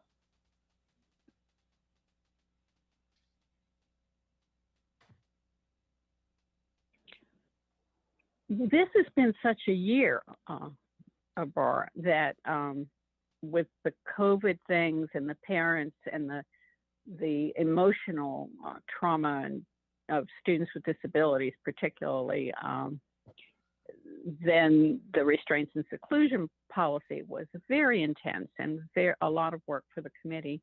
Right now, at the end of the year, I'm looking at what I see as 4 or 5 very meaningful, but not easy, but admirable, meaningful, and doable what makes Fairfax County the kind of district it is. I mean, I see the district and DSS sort of focusing on this accountability piece, this fidelity piece, this consistency of implementation. That's major. That's major with as big a district as we are. And I see the literacy curriculum and tier 3 programs for the students that need significant intervention with reading and literacy. And I see the information packet and the increased involvement and maybe the translation with services provided to help with parent engagement. And then I see the work that the district is pulling together, and it's going to be very broad. It's going to affect, I think, a lot, if not all of our schools with Dr. Ross Green. And then the work that we're doing with 2E, if there's going to be some focus on that. Now, we're big and we have lots of different silos or groups that can get busy doing that, but that's a lot of focuses. And if you aren't careful, if you aren't a little bit careful, you get too many focuses, nothing gets done. So that's my thought right now. I've had my mind on all these things pretty heavy for the last year. That's why. Yeah. Thank you. Thank you. Just a quick time check with 7:20 and with Ms. Cohen, and I just want to give a quick time check to try to be as succinct as we can. And I appreciate all the time and passion for this. Ms. Amish, I think your time was up. So Ms. Cohen, go ahead. Thanks. I appreciate it. I'll try to be super fast. I just wanted to highlight a couple of things that were really meaningful to me in the report. The biggest one, I think, a deficit that I'm continually seeing, at least in the Springfield district, is the disconnect between assistive technology implementation and how our teachers are trained to use it effectively. So I really appreciated that piece of the report signaling out that we've got to come up with better plan and strategy, because I think we have some amazing folks out there in the department in particular who really want to be, and I think our classroom teachers especially want to be able to have that kind of communication. So when it's not happening and there's a want on both sides, it leads me to believe that we need to figure out a better way to do some training and professional development. So I really appreciated that. The other piece certainly is, still my advocacy remains around having special ed chairs and really looking at the workload that exists not only in local screening, but also looking at how we administer our 504s and who in each building is responsible for administering those and figuring out what supports are appropriate. So I really look forward to the special ed audit, and I look forward to working with the ACSD in interpreting these initial results that we get back and then the summary together. So I'm excited for this partnership going forward, and just wanted to say thank you again to Connie and to Joanne and everybody on the committee. And of course, a big shout out to Toby Latham, my Springfield district appointee. And I really do appreciate all you're doing. Well, thank you. And those are, they all fit in. And I think when you spoke, what I thought of was that we have Google 360, and what we are seeing, because I worked as an advocate for a good number of years, and what schools were saying, AT was saying, it's kind of like miscommunication. AT was saying, well, we tested this twice exceptional child, for example, and they don't need AT services because every school, every computer or whatever has access to Google 360, and it's got, a microphone, and it's got dictation, and it's got all these things. And if you sit in the IEP meeting and say, well, do you have this? Do you have this? Do you have that? The schools will say, no, no, no. The IEP team doesn't know. The people don't seem to know. And I'm not sure of this, but I think there's kind of a disconnect. And we've had, the person from assistive technology do presentations, and they are so well attended at the annual conference. So I think you're on to something there. Thank you. Joanne? If we may, unless there's something major to add, we are really behind time. So I don't want to cut you off, Joanne, but we are, and we've got 2 more reports. So Joanne, unless you have something that you want to add to that. Are you good? Okay, thank you. So Miss Cohen, I think that was it for what you had to say, and I don't see any other hands up. I do have a couple comments myself, so I will make it quick, and I don't really need responses right now just because I'm trying to be mindful of our time and people who are waiting for their reports. But I'm happy if there's anything major, Connie or Joanne or and Dr. Boyd, I'll circle back with you a little later. But a couple of comments I had. One, I think the key to what we're talking about, and the charge was really around fidelity of implementation and consistency. And I think that the key answer to that, to me, from my own experience, is on page 24, right? And that is around ensuring school-based teams understand that requesting assistance from DSS isn't going to negatively on the employee's performance, on making sure DSS, operational changes that allow DSS to proactively identify building level administrators and employees in need of training, coaching, supports. And this is something I've thought for a long time. We have great resources in DSS. We need to figure out how to better leverage those resources for our buildings in a consistent way where DSS does have the ability to go in there and identify and work with staff without being called in. So I think that's a really key point when we're looking at fidelity of implementation, because I do think, as was said earlier, sometimes teams don't know. I think Connie said this about ATS, teams don't know what they don't know. So I think that's a really key point right there, is how do we make sure DSS can proactively work with our building staff? And that's a super important piece. And sometimes I think our administrators at the building level don't even know what questions to ask. So that kind of training, I think, is very helpful. The other piece that is really near and dear to my heart is on page 21, when you talk about access to electives at secondary, and especially on IEP teams, when you look at that fidelity of implementation, that transition from year to year. There was a recommendation in here, and I think it was either 21 or 24, about IEP teams being better able to transition a TOEFL from year to year. And this is, I want to flag this. Right. One of the issues around fidelity is that the IEP team that develops the IEP is not the same one that implements it. Because the IEP is developed usually in the spring, and it takes effect the end of that school year, but mostly for the following school year. So really, I said this for years, the only consistent person often from the team that talked about the child and developed the goals, and the team that's overseeing and doing the implementation, is the parent. It's the only consistent person, and that causes a lot of issues in fidelity of implementation. So I think that recommendation, which I apologize, I'm not sure exactly which page it was on, about better transition with IEP team to IEP team, especially when you're transitioning students from levels, elementary, preschool to elementary, elementary to middle, middle to high school, that is key.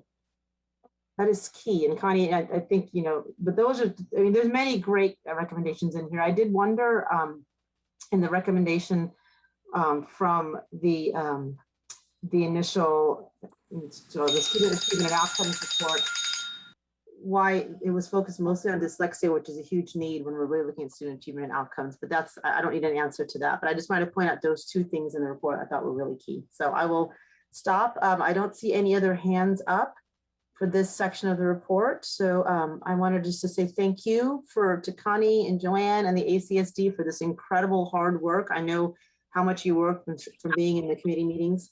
And I'll let Connie say a few words just to sort of close it out before we go on. But I just want to say thank you for everything you've done, and then the incredible detail in this report and all the partnership.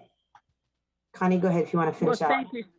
Thank you so much. And it's been such a year. I think the school board has done a tremendous job of dealing with all the many issues and staying focused and continuing to work with staff and everybody working with the CDC to keep the kids safe. And it's just an amazing, when you stop and think of what was accomplished last year, what happened, where we went.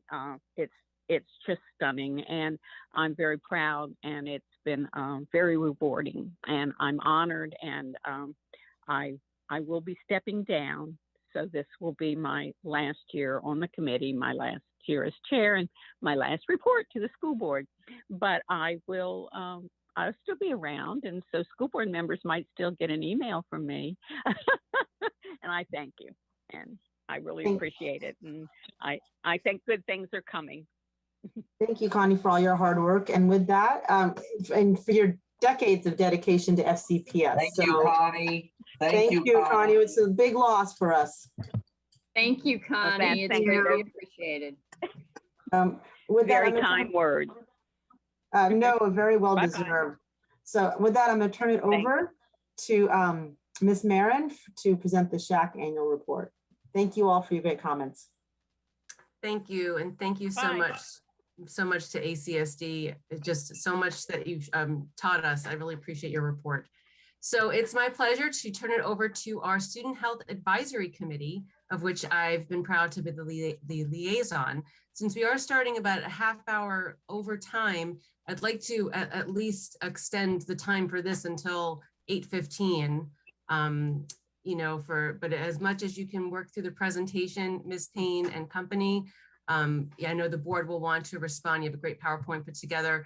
So I'll go ahead and turn it over to you, Ms. Payne, and you please facilitate calling your team members up. Does that work for you? Yes, that's great. Okay, great. Thanks. First, I just want to start with gratitude because our committee, I think, we always have a great team, but this year, many of our team members were really pulled into extra work on COVID. And so I am just really impressed with the staff members and the county and other healthcare providers that are part of our team that had a very especially challenging year this year. And then I want to thank my committee chairs.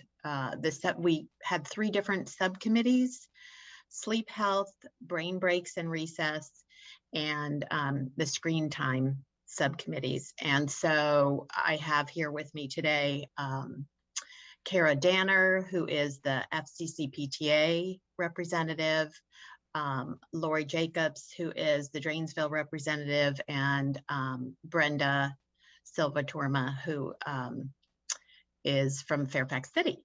And so actually Brenda is going to be doing this presentation today. She created the presentation because she was using it to present to the Fairfax City School Board. So I'm going to turn it over to Brenda, and she's going to give our report, and take it away, Brenda. Thank you. So we've already talked about who we are, so I'm going to skip forward. But basically, as you probably already know, the advisory board, SHAC, really, our purpose is to help with developing health policy in the school division and evaluate the status of school health, health education, the school environment, and health services. And our charge this year was to review factors that support students' school social and emotional well-being with a focus on sleep health, brain breaks, and screen time, as Phyllis said. And these are our SHAC members. And you can see we have many Fairfax County Public Schools staff on there, as well as a variety of other community members. There's approximately 28 folks on the committee. So this past year, of course, because of COVID, we met on Blackboard Collaborate, and we wanted to reiterate the fact that SHAC supports Fairfax County Public School leaders and community members in continuing to build a culture that encourages students and staff members to maintain a healthy balance between work, academics, family, life, rest, and recreation. And that this culture is crucial for everyone's collective recovery from the added anxiety, stress, and trauma caused by COVID-19, and also the requisite social isolation. So in the past, SHAC has emphasized the importance of prioritizing trauma-informed practices, and we are very confident that FCPS will use these practices to help students, staff, and families recover from the pandemic. We also wanted to send a special message to principals and other school leaders that we hope that school leadership will work with the individual wellness committees in their schools, specifically be collaborative and welcome help from those folks in the community, take advantage of any of the health-related skills and interests within the community, encourage and attempt novel approaches to meet one or more of the policy goals, support and continue existing successful activities, And of course, share success stories about health and wellness activities with positive outcomes so that others can follow suit. So the first topic that we discussed was sleep health. And as we know, sleep affects children and adults, how they feel, how they function. It impacts the overall health and psychological well-being, safety, growth, development, as well as ability to learn. So adults need around 7 to 9 hours of sleep for optimum well-being, and children need a little bit more. They need 9 to 12 hours for 6 to 12-year-olds. 13 to 18-year-olds require 8 to 10 hours. But we're also concerned about staff health and sleep as well. And because poor sleep can negatively impact a person's metabolism and the hormones, which can put them at risk for metabolic syndrome, which is a group of risk factors that increases your risk for heart disease, diabetes, stroke, etc. So we wanted to make sure that we also are including FCPS staff with regards to sleep health. So if you're wondering where Fairfax County students fall into this, we did look at the Fairfax County Youth Risk Behavior Survey. 55% of 8th graders reported sleeping 7 hours or less. So they did not meet the medical recommendation. And on an average school night, 70.9% of students in Fairfax County do not meet the minimum amount of sleep. So later school times was something that was implemented back in 2015, because quality sleep is not just about the amount of sleep you get, it's also about the timing of that sleep. And for children, when they go through puberty at the very beginning, most adolescents experience something called phase delay, which is essentially later sleep onset and wake time. So a teenager may not be able to fall asleep until 11 o'clock at night. And so they would be best to not wake up until after 8 a.m. So numerous medical and educational organizations at all levels, national, state, and local, they support starting middle and high school times after 8:30 a.m. And in 2015, FCPS did change its start times to 8:10. And at that time, the district promised to improve middle school start times. And so there was a study conducted by Winsler et al. It was called Sleepless in Fairfax for the youth survey. And so we did find out what the benefits are for this later school time. And you'll see it includes increased attendance, graduation rates, increased GPAs, state assessment scores, improved mood, decreased disciplinary action, sleep-involved car crashes, and sleeping during instruction. And basically, it means that students are alert when they wake up. They can engage with their teachers. They eat breakfast because they're hungry, not because it's time to eat. And 1 hour of lost sleep equals, according to the study, equals 38% increase of sad or hopeless feelings and a 58% increase in suicide attempts.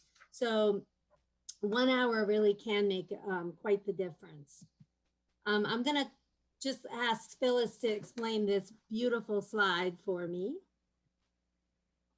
Hi. So what we did here was we developed a 24-hour clock. And so because what we wanted you to see is really this discrepancy between what our expectations are and what is actually physically possible for middle school students. So if they're supposed to get between 8 and 10 hours of sleep per night, 8 is the minimum. That is the minimum amount that is recommended. And like every other human behavior, people are on a bell curve. So some of the children actually really need the 10 or maybe even more. So in any case, we decided we should not be trying just for the minimum. We should be trying for the full amount of time that some of them might need, 10 hours. So that's shown on the bottom being, darkness, and the top of the slide being light, daylight, because sleep-wake behaviors are primarily influenced by light. So having them come to school at 7:30 means a wake-up time at 6 a.m. Back that up. they should be in bed asleep by 8 p.m. I hope you're laughing because none of us think that's real, at all realistic.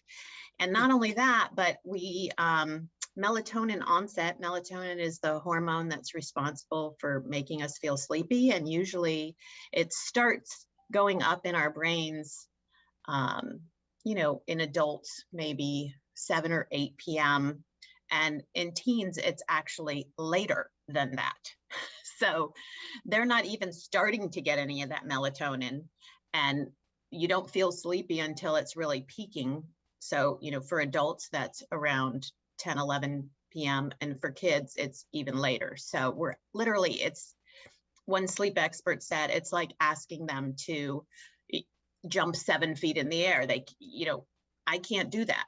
If you said you have to jump 7 feet into the air, it doesn't matter what you say, I can't do it. There's nothing that's going to help me be able to do it. So anyway, this is just sort of, 6.5 hours in school. We put the commute times in.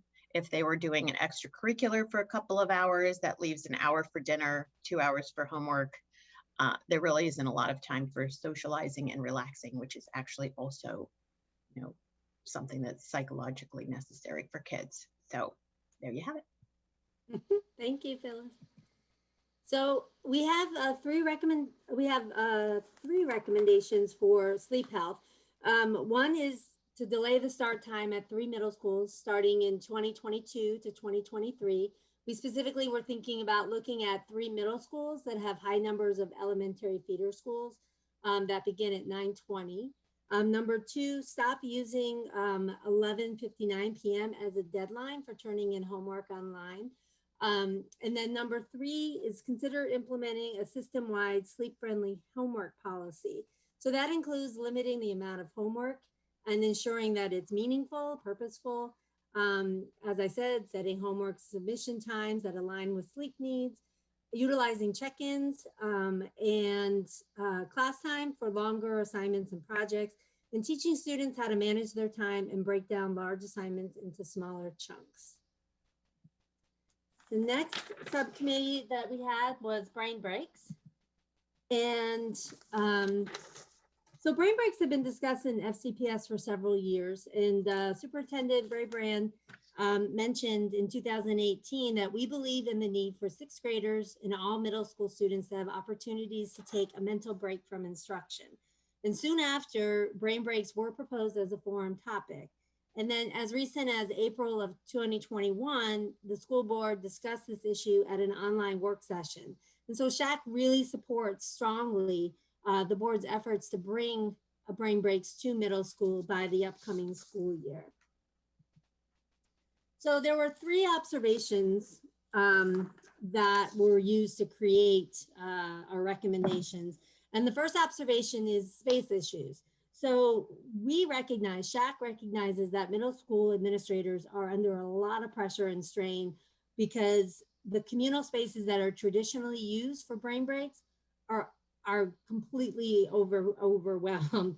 Cafeterias, gymnasiums, fields, libraries, more than 44% of FCPS schools are over capacity, which can lead to children eating lunch at 10 a.m., limited student movement, non-existent outdoor time or recess, and then passing periods being kept really short. And so many students end up spending their entire day indoors and seated. A lot of times kids aren't allowed to get up to have, when they're eating lunch, they're asked to sit. The second observation is that the health and physical education program or curriculum, the class is not really a sufficient brain break. First of all, it does include 9 weeks of seated instruction, but first and foremost, it's not free time. It is a class, and so it does not meet the instructional requirements for brain breaks. A lot of times PE activities are accommodating 2 classes in 1 instructional space. So the kids don't even have a lot of space within their area that they're taking the class in. And then the third observation is that 5-minute breaks between classes are not brain breaks. They are barely enough time to get to the bathroom, use the bathroom, get to class, and get ready to prepare for, the next amount of instruction that they're going to receive. So we have four recommendations, sorry, and that we developed as a result of our observation. So we know that Fairfax County Public Schools now has around 50 outdoor classrooms, and I'm sure that a lot of those classrooms were created in response to COVID, which is wonderful. And so we believe that there should be timely training and staffing to better utilize these resources and use them for staggered or rotating lunch periods. That would be very helpful. And we want to promote that. When planning for classroom capacity, make space for brain breaks. Don't just, don't make it an afterthought, make it a priority when you're planning classroom capacity. And then the third one was we learned about a program called Second Chance Breakfast at Justice High School. And they extended the passing period from 5 to 12 minutes between the first and the second periods. And as a result, that gave students a chance to get another breakfast if they didn't get breakfast the first time around, check in with a teacher, use the bathroom, catch up with a friend. It gave them an extra amount of time to kind of breathe and relax a little bit. And they found that it was a safe opportunity, that there wasn't any chaos, and it worked out very well. The fourth is Glasgow Middle School's Open Campus program, which to me, offering choice is such a big deal because children don't often get choice in what they're doing, what they're learning, how they're learning it. And so this opportunity happens at Glasgow, happens at the end of every quarter. They get a safe and fun recess. It's structured, it's safe, but they're allowed to have socialization, outdoor time, and most specifically, they are allowed to have choice on to what they want to do. And so what we've suggested is, in our recommendations, is to offer it, and weekly may not be possible, but monthly to all FCPS middle school students, increase space and opportunity for popular activities, making sure that OC, Open Campus, is not an opportunity that's only for kids that are making A's or making A pluses. It needs to be equal access to every student so that everyone has the opportunity to benefit from the program. And then we also suggested that we incorporate outdoor or unstructured time into the social and emotional learning periods. The third and final subcommittee is screen time. And for where Fairfax County youth is according to the survey, 52.8% reported playing video or computer games or using a computer for non-school activities for 3 or more hours. 12.5% reported spending 3 or more hours watching TV. And 34% of 12th grade students reported texting while driving in the past month. And then, of course, 8.4% reported being cyberbullied by a fellow student in the past. And these statistics, I thought were indicative of the fact that, yes, there is a lot of students in FCPS that are on their screens a lot. And granted, COVID was a part of that because, a lot of times that's the only way you could catch up with your friends. And so we do address that, that question or concern as well in a minute. And let's see, so our purpose really was to explore the impact of screen time on students' social, emotional, and physical and academic development. And so we explored the role of virtual learning because that was obviously so prominent this past year, as well as the model that FCPS used to deliver the instruction. And so we recognized a few things. One, providing equitable tech resources in our community must be balanced with the emerging data on the impact of screen time on physical activity and mental wellness. We identify best practices for supporting student academic needs and determining resources to better inform parents about the role of technology. And we also analyze community-oriented solutions for healthy physical alternatives to offset the increased screen time. So our discussion topics focused on existing resources, including the social media training for students, social media usage and best practices, active versus passive screen time, how online learning impacts children with learning disabilities and executive functioning concerns, and the need for digital equity. So we had an opportunity in April with Mr. Stefan Maskal. He came and presented to our subcommittee and shared with us how his department supports the community, Fairfax, FCPS families, staff, and students, and that he provides the content for the safety and wellness presentations, and the school counselors are the ones that deliver the presentations. And the details about those, I believe, 7 topics are included in the report. And so I'm not going to take the time to go through them now, but you'll be able, you can see it in the report. We also discussed digital citizenship lessons about staying safe on the internet and how internet safety is integrated into English and social studies classes and aligned, of course, with SOLs. We included additional resources, including videos and tip sheets for families in the report, as well as an overview of the current Virginia SOLs for health, PE, and digital learning integration. So, and I put Mr. Mascal's contact information their way, you know, if anybody had any further questions, he's a wonderful resource. So our recommendations came that we have several, we have 7. And the first one really is to ask the Fairfax County Public Schools Office of Student Health and Wellness to provide parent training opportunities to explain active and passive tech consumption. Because a lot of times, you know, students are on their computers all day long. And so parents are like, well, isn't that screen time? And it's not, it's active screen time, which is very different from passive screen time. And so we wanted parents to have a better understanding of what those 2 differences are. We wanted to make sure that, also too, that, that not all screen time is bad screen time. We asked that Fairfax County Public School summarize and share the history of the FCPS provided computers. And we all agreed that equity is a concern that continues to need to be addressed. Work with Fairfax and the Park Authority post-COVID to increase access to outdoor experiences such as sports and other community center activities.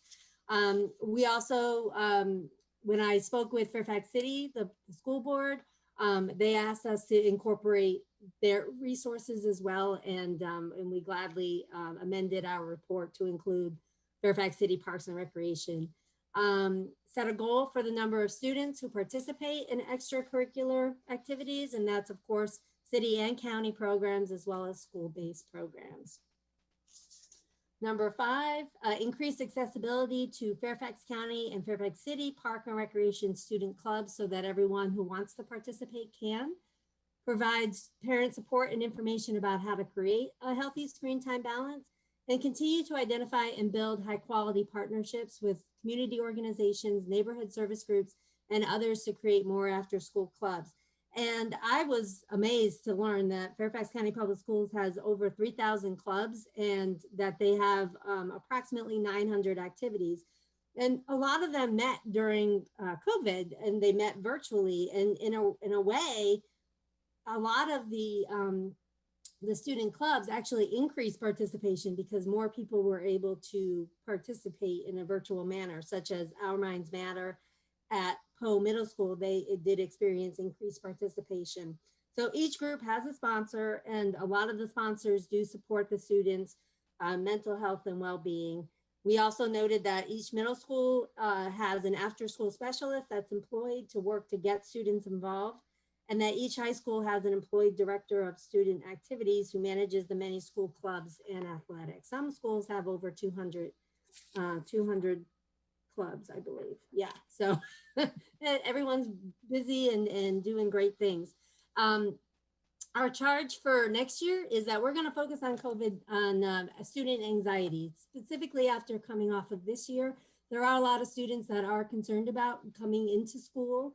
And just the overall anxiety of friendships and whatnot. And so we want to focus on on student anxiety. We're going to identify schools who model approaches that help students flourish by promoting mental health for staff, students, and caregivers, and identify ways to publicize and share those examples. And our hope is that we will create webinars or podcasts, that we will have some tangible resources that we can provide as a result of our research throughout the school year, this upcoming school year. And so I'm going to turn it over to Phyllis so that she can give you a brief overview of where we stand from last year. So, yeah, I don't want to take a lot of time with this because I know you guys are behind, but I did want to make sure that our recommendations from last year aren't lost, because typically we hear back from staff, and I think with COVID, we just didn't have that opportunity. So I think you can take the share screen down and then we can see people's faces. Oh, sure.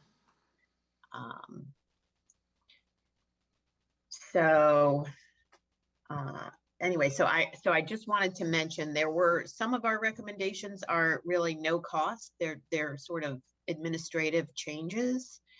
And then other things, we were very concerned about vaping, and I was sad to learn that we weren't able to actually do the Fairfax Youth Risk Survey this year, because I was very curious to find out what happened with this year and vaping in particular among the many other metrics. So, and then there were some minor policy word changes to add into the wellness policy. And so I'm anxious to hear back from staff when they have a chance to respond to last year's report as well as this year's.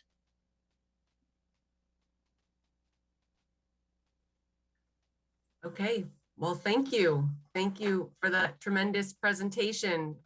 It's fascinating stuff, and you've got a lot of expertise on the committee. So let's go ahead and open it up for some school board member questions, and we can also see if staff can respond to the status of some of those recommendations. But I do want to make sure our board members get to ask you their questions. So first we'll have Ms. Pekarsky, followed by Dr. Anderson. Great, thank you. Ladies and everybody on the committee, thank you so much for this. I think, many of your recommendations and your insight at this particular point in time especially are really crucial to ensuring we have healthy kids who are ready to learn. I was really disappointed to see that we are still talking after years of advocacy to change the 11:59 due date, that we're still here and that is still happening. So, those were conversations and advocacy that I was a part of with FCCPTA and I think SHAC as well years ago. So Dr. Braybrink or somebody on staff, can you speak to that?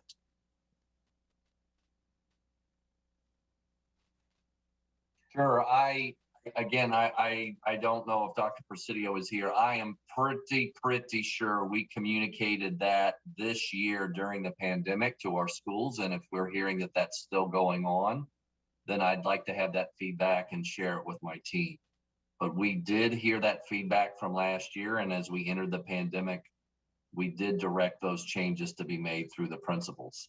And if you're finding out that that's not taking place, then we'd like to know about it. Yeah, so we're finding out it's not taking, we heard from plenty of parents on our even just committee members whose children were being asked to turn in their assignments at 11:59. I think the thing is the computer programs default to that. Right. And we have to have the teachers go in and manually make the difference. So that's something we'll double down on. We did communicate that out. And it's funny, we are gathering all the computers back from the pandemic this year. So we have a new CIO, and maybe there's a way we can make some automatic changes that don't require the manual piece, so we can get the fidelity of implementation done on that one. Thanks, Ms. Payne. Yeah, great. Thank you for that. We definitely have to get that fixed ASAP. Phyllis, you know, you've been a tireless advocate for sleep and start times, and we're halfway there. And we've fallen short on the other half. And it was, you know, it continues to be very unfortunate that our middle school kids are the ones who had to bear the brunt of that change. We are behind. I am, you know, heartened with this board because there is interest to push us to a solution. It's not going to be an easy solution. I know there are many obstacles to fixing this, but I was, you know, I'm very interested in your slow approach. Yeah. To kind of inching into it. So I will look forward to what staff has to say about that. But we've got to get it done. It's about kids' health and we have to get it done. So we have to get it done. It's really at this point, it's inexcusable. And I'm part of a national nonprofit that actually, like right now, we're getting the Sleep Champion Award for this year from the American Academy of Sleep Medicine, and I'm missing it. But anyway, I can't use Fairfax as an example anymore, which just breaks my heart, right? Because you know, I'm looking for. We did such a superb job making the shift. You know, when we finally did it. We modeled great approaches. And so I'm still sharing that these are great approaches to use to make the change. But I can't say like, oh, well, 8:10. Yeah, we only got to 8:10. You know, even high school sleep is not looking too great for us. And it did improve. And I think, you know, but 8:30 is actually a tipping point when the majority of kids are able to access that minimum 8 hours recommended. So, you know, we really need to do better. And we also have the disadvantage of elementary schools starting so late, which isn't ideal for them either. Thank you for clarifying that, Ms. Pekarsky. I do want to keep us moving. We have 5 more members. So is there any other questions? Nope. I'm going to say one more comment, and this is for staff. You know, coming off of this year, we have in the past talked about, at least I have, about parameters to screen time. We have never set any or, you know, really been intentional about that. And I really would like to learn more about what work is being done around that, what we're communicating to teachers as expectations, in particular, as we are rolling out this unstructured time in middle school, which I'm very excited about, and getting good feedback from middle school principals, ensuring that as we're giving choice to students, screens are not a choice. They have to unwind and unplug. So I really hope that that is something we are going to make a priority. So thank you to everyone on the committee for your great work. Thank you, Ms. Pekarsky, for an awesome background as well. Love the tie-dye. Okay, next we have Dr. Anderson, followed by Ms. Corbett Sanders. I'll just let you know, as usual with Zoom, you can't quite see the order. Try my best here. So Dr. Anderson, followed by Ms. Corbett Sanders. Thank you. Thank you very much, and I'll try to be very quick. One of the things that Ms. Pekarsky did not speak to that I think it's important to articulate is that her follow-on motion from the budget that we just approved last week included a review of what it will take to address the middle school start times. And Phyllis, I just had a conversation with Sandy Evans not too long ago about your wonderful work in this area. So I'm very excited that Ms. Pekarsky is going to be bringing this forward again for this conversation. The chart that you shared here was illuminating. And as somebody who has a 6th grader in the schools that you all are talking about, which is Glasgow, I will tell you, Dr. Brabrand, that 1159 still stands because I see it every night as we are reviewing his assignments. My first question, Phyllis, is regarding that. You mentioned, obviously, for all many good reasons, why the assignments should not be due 11:59. What recommendation do you have regarding time? Is it 5? Is it 6? What is your thinking there? If you have any, I don't want to put you on the spot too much. We did talk about, you know, actually having maybe one time for middle schoolers and a different time for high schoolers, and it should work with the I mean, the sleep experts say at least 12 hours before school starts, like clock it back so that they have some time downtime. But I've also heard the pressure from the students and the parents who are super active in after school clubs and activities that they want to have more time on the back end. So I think it's important to have a comprehensive approach instead of just like the one thing, because we want to teach the kids good time management skills. So to have that, you have to have lead time, right? It can't just be the teacher making the assignment. You know, oh, we didn't finish reading, you know, we didn't finish going through the 20 problems. So tonight I want you to do these 5 or something. And so it can't be same day kinds of assignments because our kids are busy 24/7. I'm not saying I support that, kids being busy 24/7, but I just think we have to be realistic. And so if we're setting an earlier, you know, you could say it's due at class time, you know, and then the kids have time to organize their time, right? If you're not submitting it after school, but you're actually bringing it to school with you or submitting it at a time when your class would be meeting or something like that, then that's, but we don't want to send the message that we're asking you to stay up to 11:59. Right. And I think I would like to hear from staff about this when the time is right, when we're addressing this, because I think that could also be a little tricky, because if its teacher is setting up a class time in the system, I don't see that being entirely feasible. But what I'm getting from you is that let's kind of maybe work backwards from the 12 hours from when school begins. I see that as being a fairly comfortable space to begin this conversation. And you actually hit the nail on the head with my next question, because this is one that I've had the experience firsthand with kids being overly scheduled. Yeah, I've had students who begin the day very early with ice skating, hockey practice, swim practice. After school, they have more practice. How do you anticipate we can help parents to navigate this through the work of this committee? I see that as a very good next step, because there's only so much that schools can control. I would love to hear your thinking in terms of how we can approach some recommendations for parents around this. Yeah. So I do think, right, we're working towards a culture shift. That means everybody in the community is involved. And I really liked Woodson has this great scheduling tool so that when your child is picking their courses and even their clubs for the next year, they can put in, you know, that I want to take, you know, AP German, and then they'll know the amount of homework expected is this amount.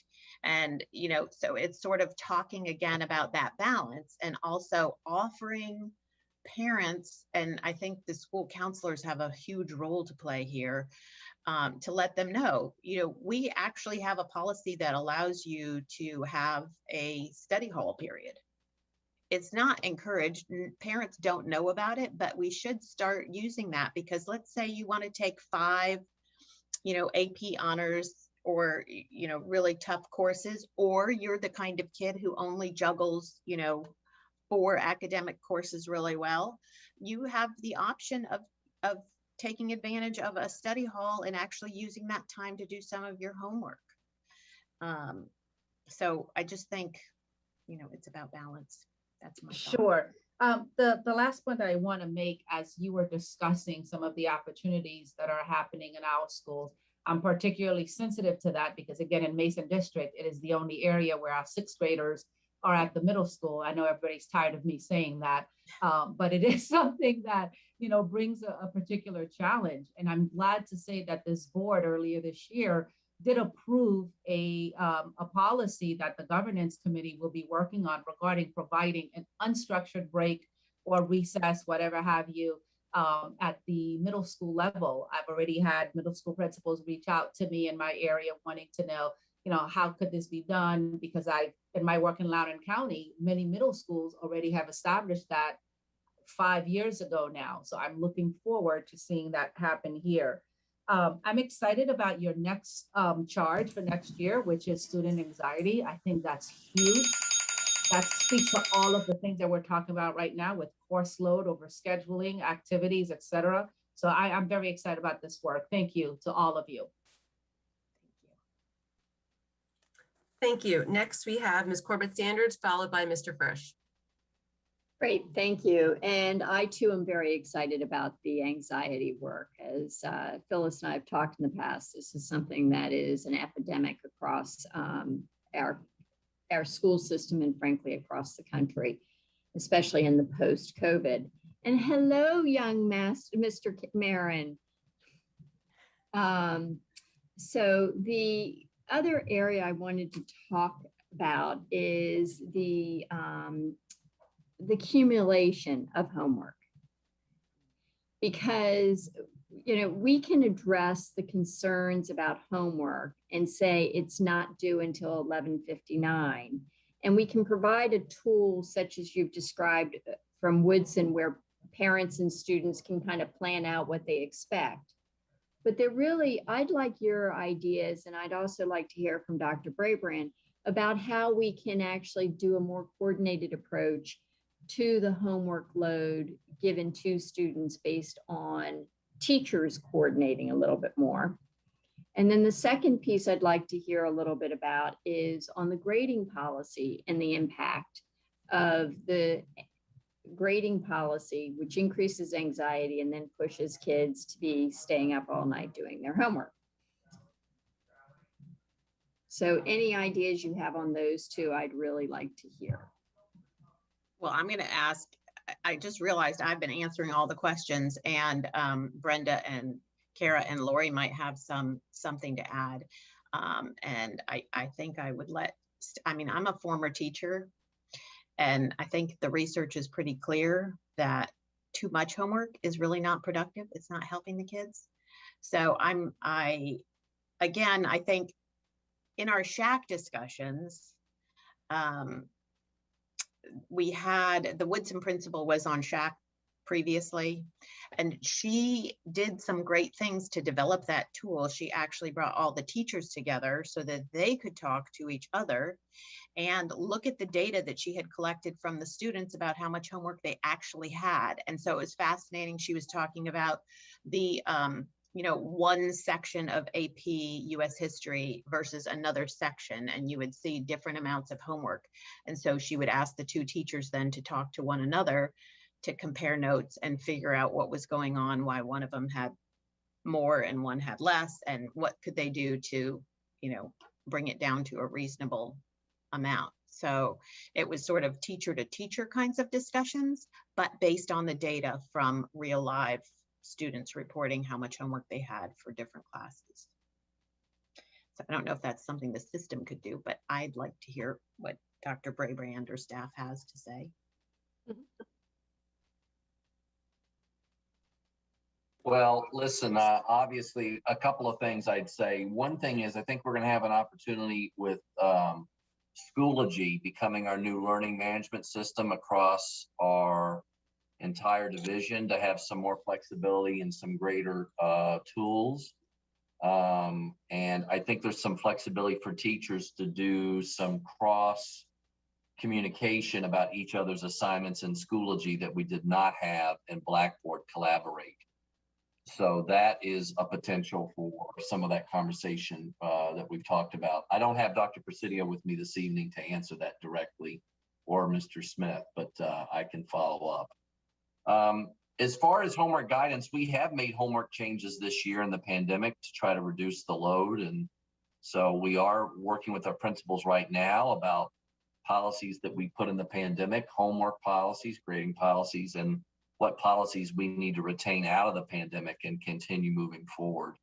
And so would love to hear some of your all's feedback, even offline from this report today, around some of that work that we've done.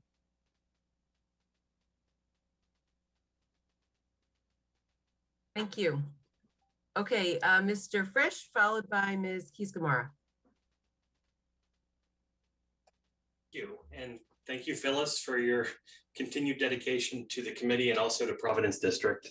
As I think about the conversation around additional sleep, and clearly the board is interested in doing what we can to make it easier for our middle school students. One thing that occurs to me is that every aspect of our system right now is stretched to the max, with people not having enough time to rest and recover and prepare, right? Our students, our teachers, our administrators, and everyone else in the building. And so as we move back into normalcy next year, I think we'd be smart to remember, that we have a commitment not only to make things a little easier for our students, but also for our staff as well. We've made planning time a premium and a priority this year for teachers, and I think many of them would like to see the practice continue of making planning a priority. Certainly not an entire day of it, but there's much we can do to make planning a priority. On the screen time issue, I don't see Mr. Smith here, but I do know that more than a year ago, the board passed a follow-on motion to the budget requesting the ability both for the school division and for parents to monitor the screen time of their students and how they're using their FCPS issued devices. I don't know how far along we got in that before the pandemic. If somebody on staff could speak to that. I know that there was software in the computer for FCPS on that allowed some monitoring, but certainly not to the extent that we've had much of an update since. That's a great question, Mr. Frisch. That's a great question. I'm going to have to follow up with Mr. Sethi and see. I do remember that follow on, and I need to get that data and bring it to the board. So I will follow up with him and update you all appropriately. Great. I think we'll probably find some interesting information there. Another area, speaking about homework, Ms. Marin and I have talked about the homework policy, and the fact that the school board's homework policy is fairly vague. And there's probably interest from more than one board member to re-examine our approach to the homework policy. I have trouble picturing, though, and maybe Phyllis or other committee members can speak to this. I have trouble picturing how teachers are going to pick up a new platform and then also start collaborating with each other, right out the gate. Are there other ways that we can be encouraging more appropriate homework loads? As it's been told to me, you put yourself in the teacher's position and they think, this is what I have to impart to the student in order for them to meet what they are supposed to learn. And so if that's the mindset that every teacher carries into the conversation, and we want to have, and they should, I'll just finish the thought and the question, and we want to make sure that they have the bandwidth to do their job, how do you manage that without stepping in there and saying, you can't do what you're doing?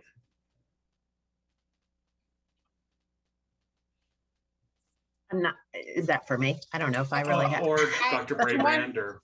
One idea could just be to encourage teachers to give some leniency to allow students to take the test at a different date. While that might allow greater possibilities of cheating, it could be to trust the students who might have a lot of tests that come towards the end of the week, a lot of Friday and Thursday examinations, especially towards the end of a quarter, right before a break, just trying to provide opportunities for flexibility.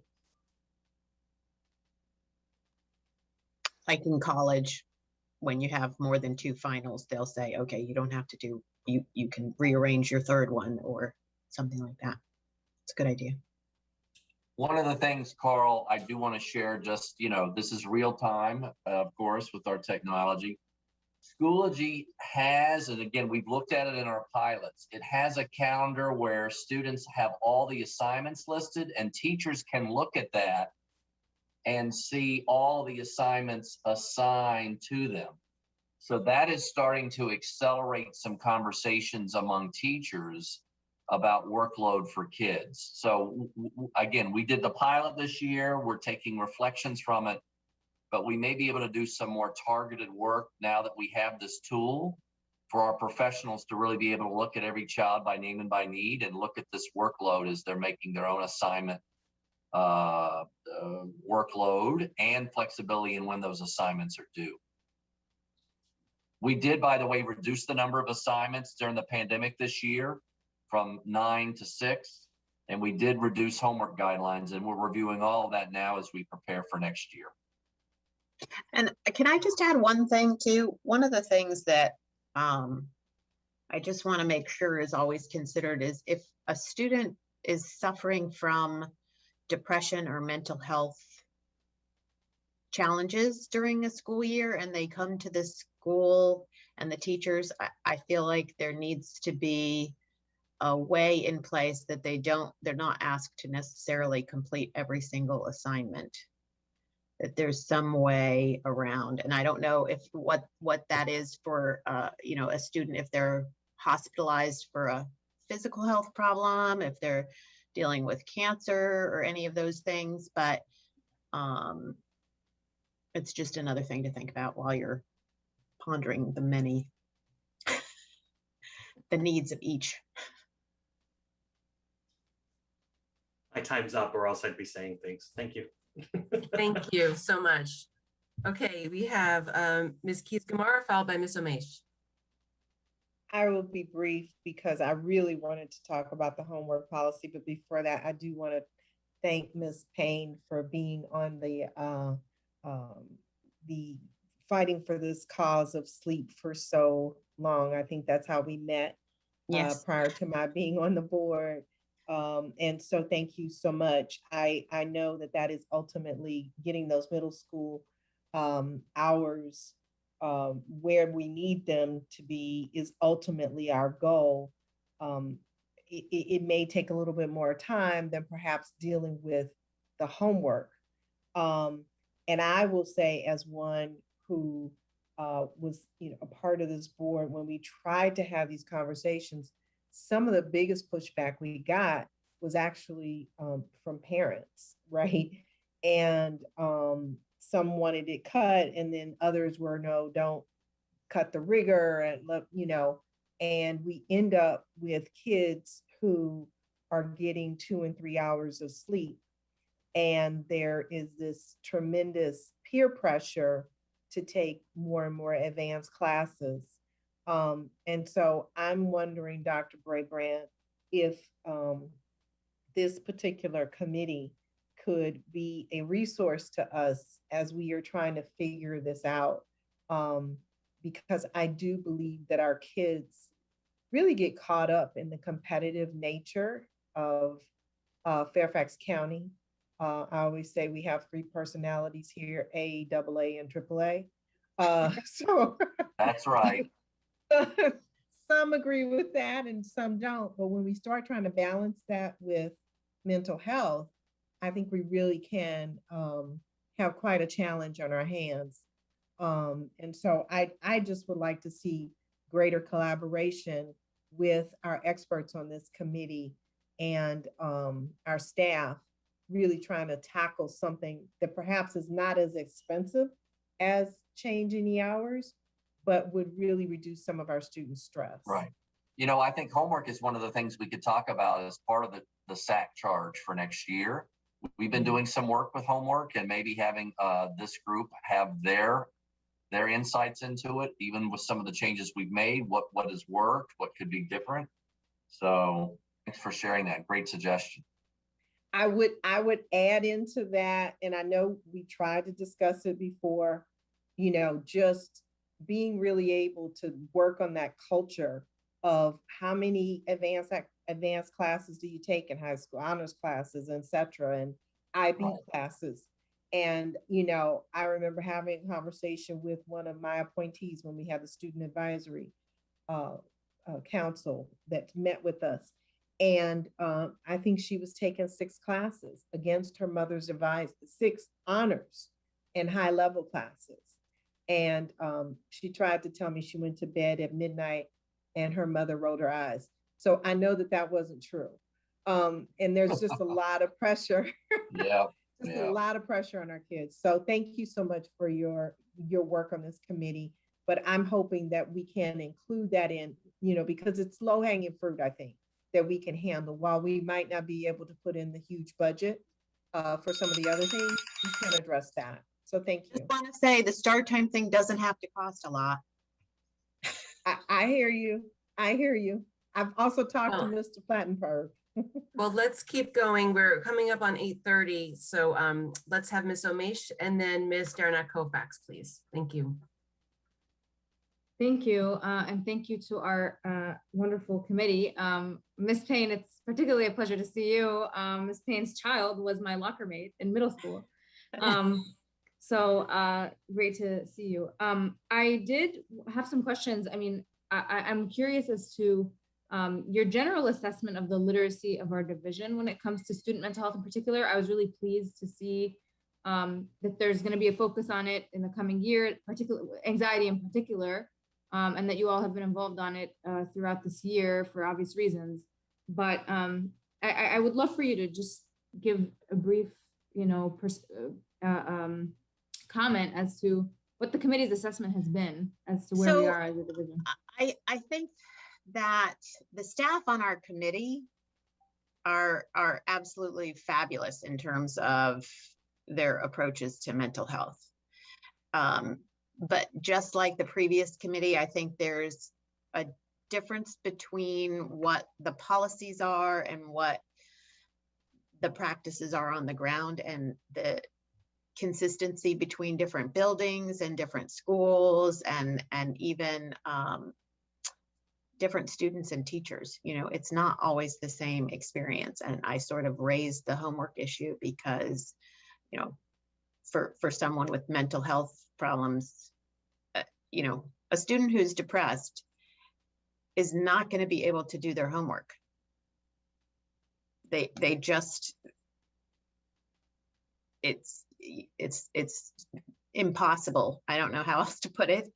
And so having lived that experience with my child and going to the teachers and saying, hey, we need, which assignments are the most important to be able to know what's happening next year, not lose ground. We're not trying to get an A here. We're just trying to make it through. All of them, the answer would be, oh yeah, I'm really sorry that you're going through that, but you got to do everything. So. No, I appreciate that honesty. Oh, go ahead, Brenda. Did you want to say something? Nope. Oh, I'm okay. good. Sorry.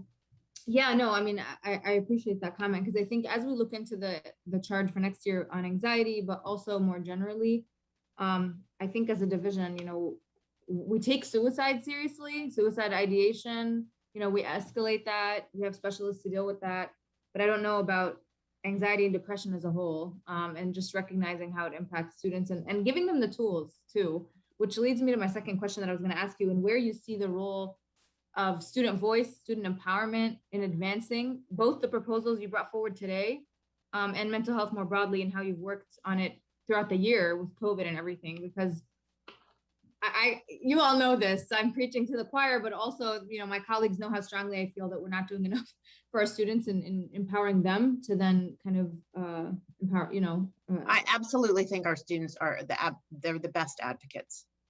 And, our Minds Matter came to speak with us a different year, not this year, but they were phenomenal. And I think peer-to-peer is one of the best approaches that we have. And I'm hoping that some of the work that we do, overall the wellness policy, we want to get examples from, the ground game and what's happening and share those out and sort of hope to grow them, right? So the mindfulness activities that we heard about at Hybla Valley, if other schools could be doing that as, they did it as a special there, as an elementary school special. And I think if you learn those skills in elementary, so, I think the conversations have to be, we all are going to feel anxiety at various points. So how do we handle it? What are the things that we can do to address it? What's in your toolbox? And so I think FCPS is doing some really phenomenal things. And I would like to make sure that they're sort of evenly spread. So everybody has an opportunity to access them. And I don't want to be the only one answering if Brenda or Kara or Lori have something to say. Well, and that's one of the things that I really like about our charge for this year is not just sharing, not just researching it and getting the information and putting it in a report, but to actually create some tangible resources that we can then use to make the programs aware, their existence aware by being able to share it with people, halfway through the year. If we have an article about somebody's wonderful work that they're doing, we don't have to wait until the end of the school year to share it. We can distribute it. I'm very excited about that active development of information that isn't just going to wait until the end of the year. And I hope that we can bring students into that activity, because their videos and their guidance is actually so much better than what the adults put together. No, agreed. I mean, I think that's a huge asset we have. So if you can help us with that, that would be great. Yeah. Oh, well, yeah, absolutely. We actually have a massive, a mental health working group that I just through this conversation, I'm realizing I should connect you all with, that represent all the high schools working on this. Dr. Boyd, I'd love to hear from you as to, where we are in terms of implementing some of this, because we know what some of the solutions are in empowering our students. I know we've been in conversation working on potential telemental health and whatnot, support tools, but again, we have these committees and they come present and we move on. I'm curious to hear what steps we're intending to take. Sure. So the team is continuing to look at what type of supports will be available for our students and continuing supports as our students return. I know that you shared a document that I know you had a team of students that they provided some input, in our team. Bethany's team, our behavior response team, is partnering with those students to get some additional feedback and to kind of talk through some of the recommendations that they've shared, just in terms of the mental health piece, and also in terms of access to resources and supports for students that will be at their disposal on something that they would access. So we're continuing to engage in that conversation with students so that they can provide us with feedback. We have some resources available, but if they're not what the students need, we want to make those adjustments. And so engaging in that two-way conversation. Yeah, I mean, hopefully, colleagues, we can think about the ways that we can commit resources to this in the years ahead. I know that this year was particularly tight, but moving forward, to at least develop a plan to inch our way if we can't really, make strides as we would like. But I know that, there's this group called COM as well that's been reaching out to, or COM Classroom rather, that's been reaching out to a number of us and what they're implementing. And I know, Dr. Boyd, there was an effort to have curriculum development on this front. That's a group that already has developed a lot of it. So there's potential synergy there. But I hope we can really push the needle here. And I'm grateful to the committee for what they've shared and hope to follow up offline to ensure we're making some moves. And I hope my colleagues will support that in the next budget conversation. Thank you. We have Ms. Darnett Koufax, and then I'd like to make a comment. Thank you. Yes, thank you, ladies, for this informative report. I have to say hello, Phyllis. I haven't seen you in a while. It's good to see you. And I do have to say 2014 was a long time ago, but that's when we made the decision. I know that because I was the chair that year, and it was quite the year for us. And I'm interested because you just said something, at that time it cost us nearly $5 million. And that was much less than the original forecast. But you just, I'm curious, what you said something, you're like, well, it doesn't have to be expensive. What other ideas do you have? Because that was what we were left with. And you realize, and this, but for the public that's watching, one of the reasons we chose high school over the middle schools, because we could only do one. And we knew at the time, if we made changes at that level, it impacts more students longer because it would be a 4-year period over a 2-year period. So, but I'm And curious. driving, they drive. So I have lots of ideas, but so the nitty gritty would just be that, like we did last time, right? You remember we looked at a number of different models. So one of those models was elementary school, middle school, elementary school, high school. And we called it the Pat Hines model, actually, because it was the one she did when we were playing with the software and trying out different things. And it was actually the cheapest one, but it had high school at 9:15. And so we all said, oh, that's, you know, nobody's going to go for that. But the possibility that you could do elementary, middle, elementary, high school, elementary, middle school last, is an affordable approach to doing it. But like last time, the bigger the change, the more resistance there is. So that said, that's why I said we should try it in a few middle schools where you have elementary schools currently starting at 9:20. Because those families having, let's say, a 9:30 middle school time or a 9:20 middle school time, they've been living with a 9:20 time. So if there's a part of town that has a lot of those elementary schools, I think that would be the part of town to try it out in. And you could shift some of those elementary schools earlier as a result. So. Okay, thank you. Thank you for sharing that. I appreciate that because and as you said, it was a long process. I mean, you've been working on this years and years, but I think it took that iteration of the board almost 2 years to do this anyway. So Right.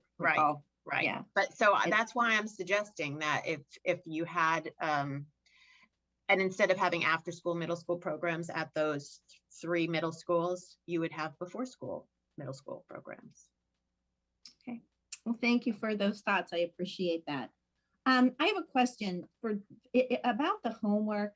Dr. Brabrand, do all of our schools have the advisory periods? And I know sometimes advisory periods are assigned topics, but does every high school now have an advisory period? Yes, we have an SEL, a social emotional / advisory period at all of our high schools. Okay, all right. And that's with one, that's the model that's still there because that happened in the last, I would say 6 years ago, where it's one teacher the rest of your year. That is, I don't even want to call it study hall because it's so much more than that. Right, it's much more than study hall. That's where we're putting in the social emotional lessons. Even my boys this year went through the ruler program, actually their last 4 years, which we've implemented in more and more schools. We are trying to take best practices across our schools, and we're standardizing our middle and high school schedules next year for those periods, which I think is really going to help us even look about sharing best practices better across schools. But we definitely have the advisory SEL period. And we have many of our schools, I don't have it right off the top of my head, the AP study hall. I have to admit that 15 years ago, I've been texted already that where I was principal, we were one of the first 2 schools to do it, where those kids that are taking AP can have an opportunity for study hall. And really any kid, we can talk about having the opportunity for that extra time to really get homework done if they're super involved after school with sports and activities and clubs, so they can get some of that homework done during the school day as opposed to trying to do it at 8 or 9, 10 o'clock at night. But I can get you some more information on the SEL work that we've done and where it stands. It is in all of our high schools. Okay, yeah, because as I said, I remember that happening midway through my daughter's high school experience, and that would have been 6 years ago at this point. Yes. So because that was not there for my older child, and it was a huge improvement, but it wasn't everywhere. So, and I think you just touched upon another comment that I want to make. It's, well, I'm not even going to debate at this point the 12 o'clock timestamp to get it done. I don't know what's the best option, but as you said, if you are involved in any extracurricular, you don't have to be an overscheduled child. You can play one sport. Sometimes you're getting home at 9:30, 10 o'clock at night, and you can't do it because you're leaving school, you're going to practice, you're going to the game, and that's your only time to do your homework is when you're after work. So I think that's going to take a lot of thoughtful conversation how to navigate changes there. Thank you, Mr. Kofax. And I'll just finish up with some thoughts. So I think when we talk about, we talked about executive functioning in our previous presentation, helping students with disabilities, but all of this is about teaching kids how to model and practice these healthy habits. And so how much are we going to create the space for them to do that rather than stress them out and cram everything in? And they're all interrelated. So I think this report really captures, the heartbeat of a lot of things that we can do. And again, there's a wide variety of options. Some have budgetary implications, some, it's changing mindsets. One thing I've been wondering about is, can we have a reflection room? I've seen this done in mostly elementary schools where it's sort of a timeout room, but like with a positive, way with different things that kids can interact with to just kind of calm down or get present. But we hear that students want places where they could be reflective, perhaps where they can pray. Maybe they want to meditate. Having a dedicated space would promote that practice and really, shouldn't cost much, if anything. Also, Dr. Brabrand, I'm really eager about seeing what we could do this school year about the recess and the middle school breaks that we put into that forum topic a few months ago. Also, a student contacted me and said, how about we have a climbing wall? Like, what do our middle school students like to do, right? That maybe they're a little bit older for the swings, but hey, wouldn't they like a climbing wall or something? Like, let's think about what avenues to give them. So if a child doesn't want to be physical, what's the age appropriate thing to do for them? And I'm really glad to hear the homework and grading policy Mr. Frisch mentioned. He and I had spoken. I know I've spoken with Dr. Presidio about this. I'm eager to hear any updates about return to school during those presentations about how any of the changes we did during COVID can last to help, try to help our students prioritize, their time. Some of them are very ambitious. Some of them have other responsibilities. Some of them, just want to get through school, and we need to figure out how to best help every kid, find their path and not, stress themselves out. And that's hard. It takes families to help with that too. So, I love everything about this report. Thank you so much for all this work. It's a real joy to be able to go to your meetings, and I look forward to advocating for this in the future. So thank you so much. And thank all of you. Thank you so much for all the work that you are all doing. Thank you. So I know we're running late. There's just so much good content. So we're going to welcome the Human Resources Advisory Committee now. And my colleague who is leading that portion, I will turn it over to that person. All righty. Well, thank you so much. I believe that our chair, Leonard Bambuka, is here. If he can turn his camera on, and I'll be turning the meeting over to him. I want to thank him. I want to thank him for doing such a great job this year. I have been the liaison to that committee, and we have had two significant parts that we've been working on. One is the Employee Bill of Rights, which he will discuss with you, and also our hiring efforts. So Leonard, I am going to turn it over to you so we can move quickly through this information, and my colleagues can benefit from the expertise of our valued committee members. Thank you very much, Dr. Anderson, members of the school board, especially Ms. Karen Keys-Gamarra and Dr. Brabrand. I want to thank you for the opportunity to report on our work this year. It's been an absolute pleasure to be working with this committee. I'm also very fortunate to have with us Beth Ickes, who's our representative from Mount Vernon, who has been the right-hand person behind so much of what we've done this year. And I asked, could you come by and help me with this in case I'm missing something? And Beth was ready to jump in. She's actually playing hooky from another meeting to come over here and join us. I pulled her away. And so thank you very much, for Beth, for joining us. And you might want to put yourself off of mute so that you can go ahead and chime in anytime you need to. Thank you, Beth. Mr. Rebecca, I will interject and say Beth is from. I am Hunter Mill. So happy to have her. Oh, Thank you, I'm Ms. sorry, Eves. Hunter Mill. That's right. That's right. Yes, thank you. See, that's why I need the help here. Thank you. So I'm going to go ahead and I believe I have share screen privileges. So I'm going to go ahead and start with the presentation. There will be a couple of segues, little cutaways that I will do to try to make a point here. But other than that, I'll be staying with that. And whoops, I'm finding that I don't have share screen privileges. Is that something that I hadn't checked ahead of time? It's got me disabled.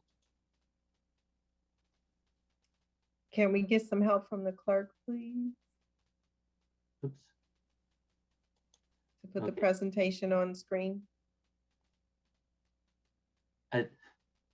I was in a job interview and they were asking about my experience teaching and technology, and says, well, one thing we learned is how to work when it doesn't work. So, but it's back up and running here. So thank you very much here. All right, I'm going to go ahead and set this up here. What we have is, let's see. Can everyone see the full screen presentation here? Mm-hmm. Okay, thank you. All right, so we have the Human Resources Advisory Committee report for this year here. I'm going to go straight into this. Our scope and charge. We're charged with making recommendations to improve practices used by school leadership personnel, FCPS leadership personnel at school and levels to promote a rewarding workplace environment. We aimed to include considerations that address the context of both emergency shutdown and reopening considerations and social justice and professional needs of minority staff members. As we came into this, we recognized that we couldn't do all of this. And so we had to narrow it down to areas of focus here. We, as a committee, reviewed the work from the previous year with the Employee Bill of Rights Portrait of a Workplace. We set out to obtain and act on feedback from staff entities to modify language as necessary to ensure continued advancement in implementation, incorporate explicit minority and racial language as needed to ensure preservation of social justice goals, to seek feedback from board, administrative, and legal sources that would be help us to inform and revise the draft, which we believe we have done. The other part of our work was acquisition, development, employment, and retention of school-based minority members. We wanted to look at recruitment practices, numbers, and breakdown by minority, non-minority, talent development within schools and practices that avert bias, hiring practices, numbers, and breakdown by minority and non-minority. And we sought to get information on retention numbers and successful site-specific practices for system-wide improvement.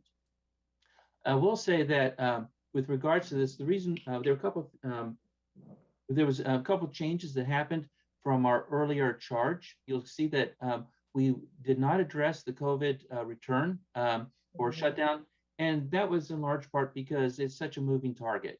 By the time we didn't have the bandwidth or really the ability to deal with something that would be obsolete before we even were able to come out with a product. So we recognized that we needed to pivot in a different direction.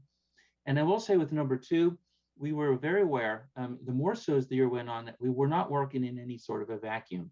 FCPS initiatives, which I will be describing later, school board priorities and discussions in place, and even the search for an assistant superintendent of HR, the collections that were, the questions that were collected, the discussions that were there were all very much aligned towards the same purpose.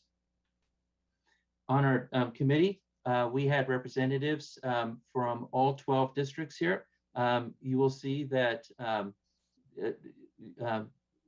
you'll see that we have everybody there, including Beth, who is from Hunter Mill, student representatives, representatives from employee organizations. Joining us later in the year were David Swan, Anthony Harris. David Swan is the chair of the Support Services Employees Advisory Council. Anthony Harris is from Frost Middle School and president of the Fairfax Alliance of Black School Educators. And of course, our board liaison was Karen Keys-Gamara, and Sean McDonald was the staff liaison who helped guide us through this. I'm going to go ahead and just pivot briefly to the attendance matrix that we have here. Okay, so that hopefully everyone can see this popping up here. I think you can see that we had a robust representation and robust attendance. I will say that each and every member of this committee is an amazingly talented person, and nobody was very shy about expressing their opinions. It was a very high-powered group to work with here. Going back to this. We come to the end of the year with some deliverables that we sought to have: an employee bill of rights, portrait of a workplace that has been revised, a diversity analysis and opportunities for improvement, a study of a report of additional HRAC activities, some of the considerations and factors we were working with, and a summary of the recommendations. There are going to be many intermediate recommendations, and we did assemble a summary. The Employee Bill of Rights went through a process from the previous few years that resulted in a product that was submitted at the end of last year. It went through a review here, and we were able to get some feedback later in the spring here. It was determined that the document was too focused on implementation language, and that there was a concern that some rights could lead to misrepresentation and misapplication beyond what was meant. That some of the language was considered prescriptive and not consistent with the format of a working document as was intended. So acting on that, based upon that feedback, we removed language focused on implementation. We resequenced the listed rights in order to help them make more sense here, and provided clarifying language and caveats. So we narrowed it down to 12 rights that can be listed. There are caveats on 1, 6, and 8, where we tried to provide a model for addressing issues or concerns about overextension of any of these. And the overall model that this generally was seeking to emulate. Ultimately, I'm going to show you, it's in the appendices, which I'm afraid are a bit of a jumble because of the way that it was sequenced. I'm going to go to a document you probably didn't expect to see here, and this is the Taxpayer Bill of Rights. The Taxpayer Bill of Rights is something that the Internal Revenue Service came in. We looked to use this, we hope as a template to work from. It is short, it is clean, it is precise, it establishes respect for the taxpayers, and then it goes through and it explains a little bit more about what it means in each one of these things. And that was the model that we were hoping to emulate in our initial iteration here. Certainly, and I will apologize to my colleagues in ROVA, the rest of Virginia, but I certainly felt that if the Internal Revenue Service could do it, Fairfax could do it much better. So with that little admission of arrogance, I'll go ahead and move on with this here. We identified at least 6 existing regulations and policies that address to some degrees exactly what we were looking for in the rights. This is not meant to be all-inclusive, but the point of this is to show that a lot of this work is already done. So there are some of the key considerations related to the Employee Bill of Rights. It was a process-driven effort over several meetings last year with extensive contributions by appointed members, stakeholders, and our school board representative at the time, Elaine Tholen. Besides the in-meeting committee work, FEA and FCFT were also very instrumental in helping inform this and help with the formatting. It was approved last year and reaffirmed at the beginning of this year. We took the feedback very, very seriously and worked hard to revise this. And a lot of the work, as I indicated, has already been done. Certainly, as we go through, we feel that it is within the scope of the work that we were working with. We think that this is going to provide ways to improve practices used by FCPS leadership personnel to promote a rewarding workplace. And just to emphasize again, the language that was provided was meant to provide a detailed recommendation. The specificity of the Employee Bill of Rights was meant to provide assistance and was meant to be descriptive, not prescriptive.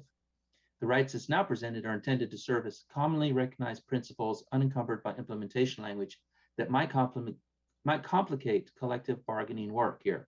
Our hope is that the school board will take these principles and take a look at what can be worked with here, in order to be able to identify greater alignment of our practices and our expectations.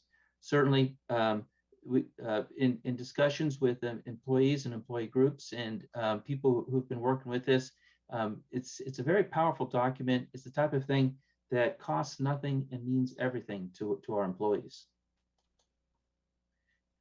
The majority of our work was spent working with diversity analysis and opportunities for improvement, starting through the entire cycle: recruitment and hiring, development, and employee engagement, looking at staff development and support, the career life cycle, employee engagement, survey results, and analysis.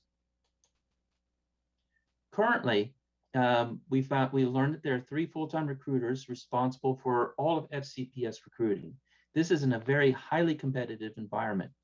Just across the boundary, Arlington is extremely aggressive in hiring, specifically hiring minority staff members. And we were surprised that Fairfax is limited to 3. Recruitment is led by a talent and acquisition management team, which also organizes partnerships with universities and colleges. Significant efforts are made to recruit a diverse workforce, but it's not yielding the desired results as documented in the Goal 3 report, which is listed in the appendices. FCPS puts a lot of work focusing on grow your own programs to recruit employees, including Teachers for Tomorrow, Early Childhood Careers, Educators Rising Clubs, and Trades for Tomorrow.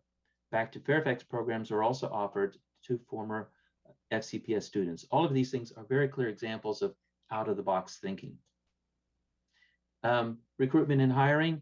One of the things I really wanted to highlight was that FCPS now staffs a HR Special Projects Administrator, Mie Devers, who's responsible for partnering with the Equity Office to conduct targeted recruitment and hiring for schools that have exceptionally low staff diversity. This really represents a major commitment in a low resource environment towards this. To improve diversity, FCPS has expanded recruiting efforts at historically Black colleges.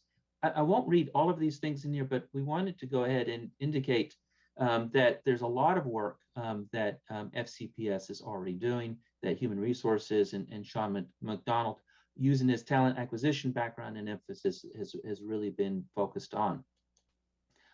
We do have recommendations and best practices we would like, we think merit further review here.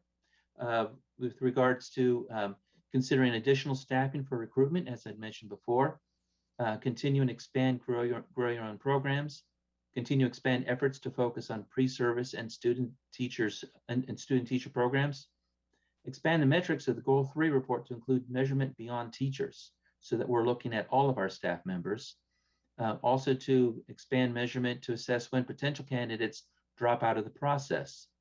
Enhance focus and increase targeted recruitment efforts at college job fairs, and survey our minority and staff members as to what they thought of FCPS recruitment and hiring practices and how FCPS can improve. Further, to continue to expand partnership with the Equity Office to conduct targeted recruitment and hiring for schools that have little or no diversity. Ensure leadership is in place and supported to address this. I heard the comment before from Dr. Brabrand talking about fidelity of implementation, and that is really essential. This has come up again and again in our committee report here. Just because we say it's a priority, how do we really know that it's being followed through? Continue and expand training on limiting and combating implicit bias within the hiring. We need to make that meaningful and not just a box to be checked. Increase the focus on central hiring portal, which provides a central pool of candidates, and consider direct placement of qualified candidates. This central hiring portal is an amazing resource, I think, and a move in the right direction. so that we can actually have metrics about how individual schools are hiring and provide almost immediate real-time visibility on exceptional situations so that we can intervene where necessary. Other recommendations are included here below in order to support the recruitment and hiring here. Staff development and support. This really takes us to actually one of the other aspects that we become aware of. We're the Human Resources Advisory Committee, but now we're moving into a department. We're moving to an area that is not covered by human resources, and that's staff development. Professional development for staff is not led by human resources. There is no employee manual or documentation identifying employee rights and responsibilities. There is an employee contract. I will say people look at that as kind of a one-way document. Exit questionnaires are disseminated, but there is limited data or identification of trends as to why employees leave FCPS. It's subject to response bias in large measures. And a lot of people heading out the door don't feel the need to really explain this, explain why they're leaving. Employees do not provide input on staff development opportunities. We come up with a table that's been set, but not necessarily reflecting what people are looking for. FCPS is focused on a collaborative approach to retain our employees and how we develop talent, including the goal of developing teacher leaders. FCPS new hires spend time with their assigned mentors and in small groups to prepare for their roles. One of the things that we need to get out of the mode of is the historical place that FCPS always has taken on. We do an amazing job of bringing in the best teachers and training them and developing them, and then we lose them. I don't think anybody trains new teachers better than Fairfax. The thing is, how do we give people a reason to stay in? Also, recommendations, best practices, decisions regarding PD opportunities should have input from staff as well as human resources. Bring people involved into to make it meaningful for them. We again, the Employee Bill of Rights referenced earlier, I think will help people feel engaged in the process. Formalize the exit questionnaire in your interview process to improve collection of data and identification of trends as to why people leave. And there are some other recommendations as well too, which I'll summarize. I do realize we're running a little low on time here. The career life cycle is something that we need to address as well too, to be able to look at it from soup to nuts, from recruitment to retirement. And recommendations and best practices. We should establish and implement an overall strategic framework, a career life cycle to support human resources functions. They would include acquisition, development, employment, and retention. I'll say that on our committee, we have people who have an amazing amount of experience in human resources, and they come in informed and ready to go. And none of this stuff is any wording that I or Beth came up with. This is coming directly from human resources career specialists who know exactly what they're talking about and have seen this in other organizations in here. So this, the graphic that would follow this would be to try to take a look at this in a holistic way. We want to retain people. We want to employ.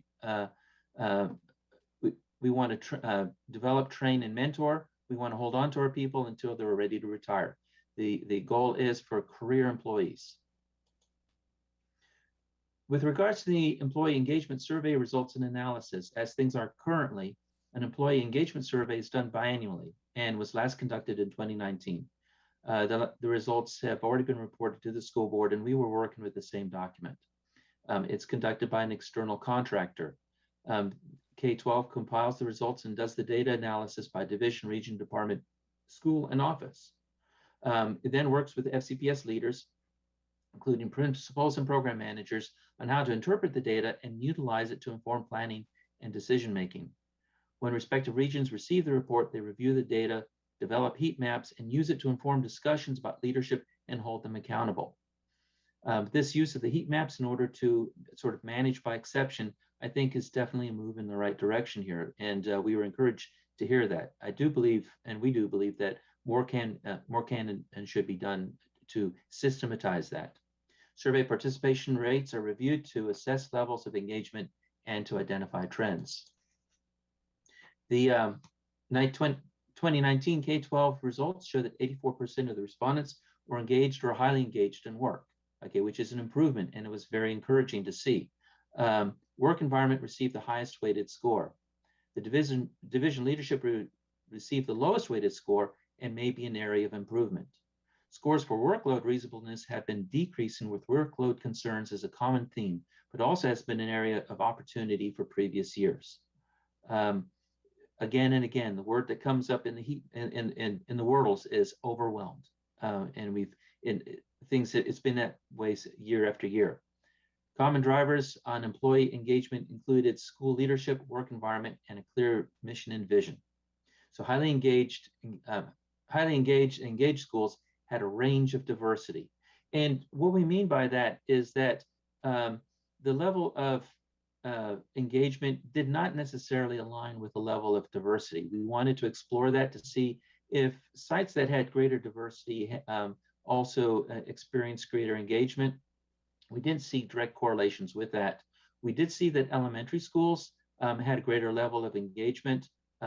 We weren't in a position to dig further into that. I do believe it's because in a smaller work environment, you have a smaller staff, and so people aren't as separated out in disparate departments and across wide campuses. But that's something that would have to be investigated further. One aspect of this thing that was a surprise to us was, and this is, you'll see this in the appendices as well too, the one statistical significance that we did find was that in schools with a higher minority representation, there was actually a reduced level of non-minority engagement, which was frustrating and almost troubling to see. And what it speaks to is the importance of making sure that we keep everybody on board, that we're not moving the train forward and uncoupling the back of it in the process. So it also speaks to the fact that this has got a lot of moving parts, and it's very complicated. It's a very complicated and nuanced matter in here. But that was the one area that we were able to tease out thanks to ORSI. Currently within the state, the Virginia Department of Education conducts a climate survey during the off years, but only for teaching staff. It was a limitation that we ran into along the way. We found better data for teaching staff than we did for non-teaching staff. Data from the employee engagement survey is also combined with the state climate survey, the family engagement survey results, et cetera, to assess employment satisfaction levels, as well as support and develop strategies for improvement. So our recommendations and best practices: administer the employee engagement survey more frequently and expand the VDOE climate survey to include all staff. Continue to compile the employee engagement survey results and analyze the data by division, region, department, school, and office to determine opportunities for improvement. There's that heat map again. Review employee engagement data by race and ethnicity and use in identifying areas of opportunity to improve retention.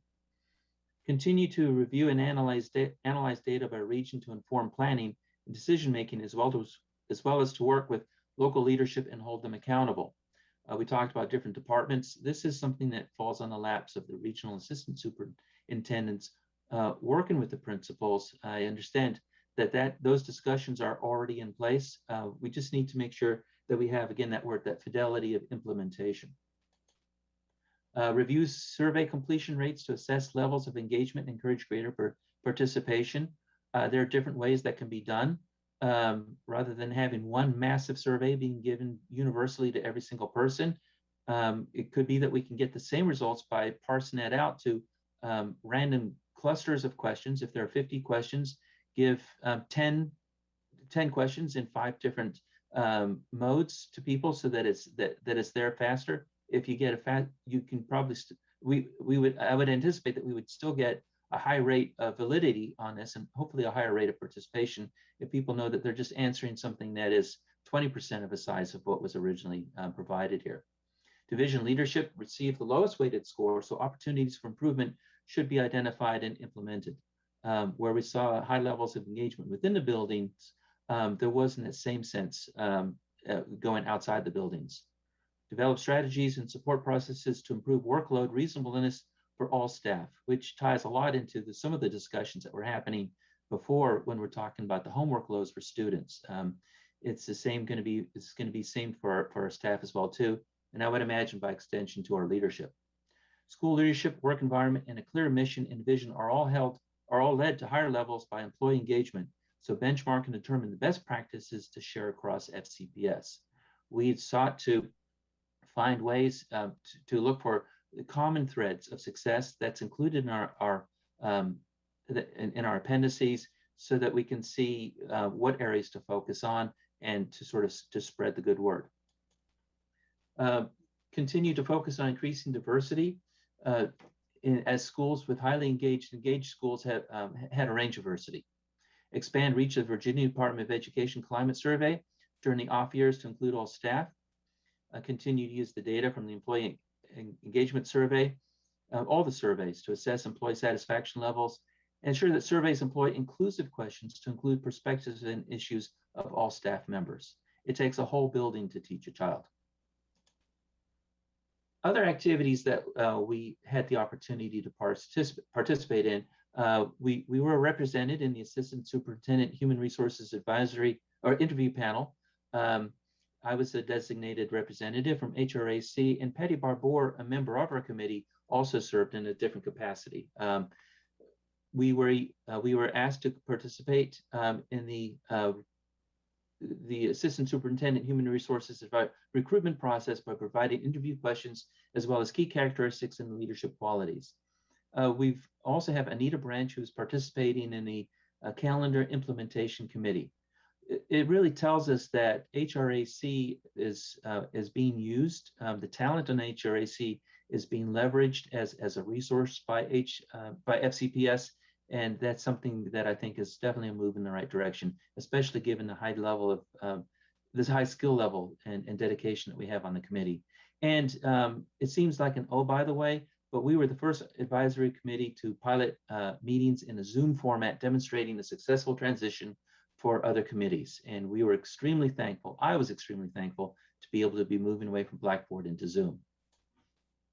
Some of the challenges that we faced in our work and what we were looking for, the scope of the work was very broad and incorporated immediate concerns. And we had to redefine and repivot in order to be able to manage that. Much of the, so that's what the second part is talking about. Emergency shutdown and reopening considerations were topics that were moving too quickly for us to address and were deferred. With regards to the working environment, we had to do our committee meetings online using Blackboard Collaborate Ultra for all but one meeting, that last one with Zoom. We lost the advantages of face-to-face discussions that we hope we'll be able to resume in the very near future. And connectivity issues disrupted member participation, including my own. It really doesn't look good when the chair is bumped out of the committee like that. The committee was not fully assigned at the beginning of the year and was missing additional voices, which we needed. These did not emerge until February mid-year. Other constraints that we had, the data needs had to be identified and were found to be much more extensive for FCPS instructional staff than they were for operational staff. The data was also difficult to adapt to the committee's specific questions and needs. The human resources, FCPS human resources and team members were often committed to emergent needs in dealing with other return to school matters and numerous urgent considerations. And the work on the Employee Bill of Rights referred to legal review was delayed and not reported directly back to the committee. So bandwidth issues with regards to the rest of FCPS in the real world and just some of the legal review did make it difficult for us to know what we were working with. So to summarize some of these recommendations that we're talking about, we need to determine a future path of the Employee Bill of Rights. We turn that over to you in the school board to go ahead and work with. We think that this is an amazing opportunity. Again, something that costs nothing and means everything to our employees. To identify and implement metrics to gauge success of existing recruitment, hiring, and retention programs, specifically those focused on diversity, and expand successful programs and identify new initiatives. I'll add that where possible to expand return on investment analyses to find out what's working and to double down on that. Expand data collection to reflect and measure progress of goals of work portrait of workplace. Implement a strategic framework for the life cycle of an employee. Ensure consistency of prioritization and implementation across district regions, and that's through our regional assistant superintendents. Affirm an all-employee focus by utilizing employee engagement survey results to determine improvements. Assess human resources advisory committee composition and establish meeting resources and schedule. With regards to the last two, the committee composition speaks to an issue that I think crosses all committees. We have, of course, the 12 appointed members and school board members, student members that are on the committee as the appointed. And then we really relied upon the voices that were brought there as well too. Voices from minority advocacy groups, SSEAC, and others from the FCFT, FEA, and those voices at the table are extremely important. Trying to find the right balance without over expanding a committee is going to be important, because otherwise it becomes unwieldy. The other aspect of this is that the 12 members of the appointed members are directly appointed by the school board. And I've seen models work where, I've seen where you have your appointed voting members, and then you have your participants, your partners at the table, your stakeholders who provide extremely valuable inputs. But it's on an input mode, it's on a discussion mode. And I do think greater clarity is going to be needed for that, so that we can see, so we have the proper set of expectations. When somebody is asked to assist a committee as a representative of a cause, what exactly is expected of them, and what should they be doing? Are they making motions, or are they just simply providing inputs? And I think that's a broader discussion the school board's going to want to take on. Establish meeting resources and schedule. One of the resources will be to be able to have virtual meeting means that can work. Timers that can help with discussions, so that the third speaker has just as much time to speak as the first and second speaker. That was quite a challenge during our time, with as many people with as many good ideas as we had. Also making sure that the committees are fully identified early on, as early on in the year, even considering things like, once chairs have been identified by the committees, offering training in order to be able to help in conducting meetings and coming up with a year cycle to get to this point in the report year. We would like to welcome the arrival of a permanent assistant superintendent of human resources who will have the longevity and experience to turn these challenges into opportunities and take FCPS to the next level of inclusiveness. We understand that this is a complicated process and that there are no simple solutions out there right now, or immediate answers to that. I'm going to take the chance and speak out of school a little bit to say that we have observed that it's been very difficult from a human resources point of view to really be a part of some of the changes that need to happen. For human resources initiatives and goals and changes need to happen, the human resources and the task of human resources will benefit from a long-term person at the leadership team, able to be a full partner commensurate with the budget commitment that human resources holds. And additionally, within the human resources, to be able to have the longevity to expect and follow through on changes that may not be comfortable for people within the staff there, and to identify back to the leadership team, back to the school board, additional resources that may be needed in there. So human resources has had a difficult time in some ways. It's been a bit like the Harry Potter's example of Defense Against the Dark Arts professors. There's been a lot of turnover. We look forward to that stabilizing soon. I would really like to take some time to acknowledge the work here of people. The HRAC was greatly advanced by the tireless efforts of Beth Ekus, who provided detailed minutes every meeting. I encourage you to look at those minutes in there. They are extremely detailed. They tell us, they would explain exactly where we've been going here. And Beth was also very instrumental in drafting this report here. I could not have done this without Beth. We had some high-powered people. Everyone in the committee did an amazing job, but I want to single out Patty Barbour, Lisa Griffin, Shari Manan, Mimi Dash, and David Swan.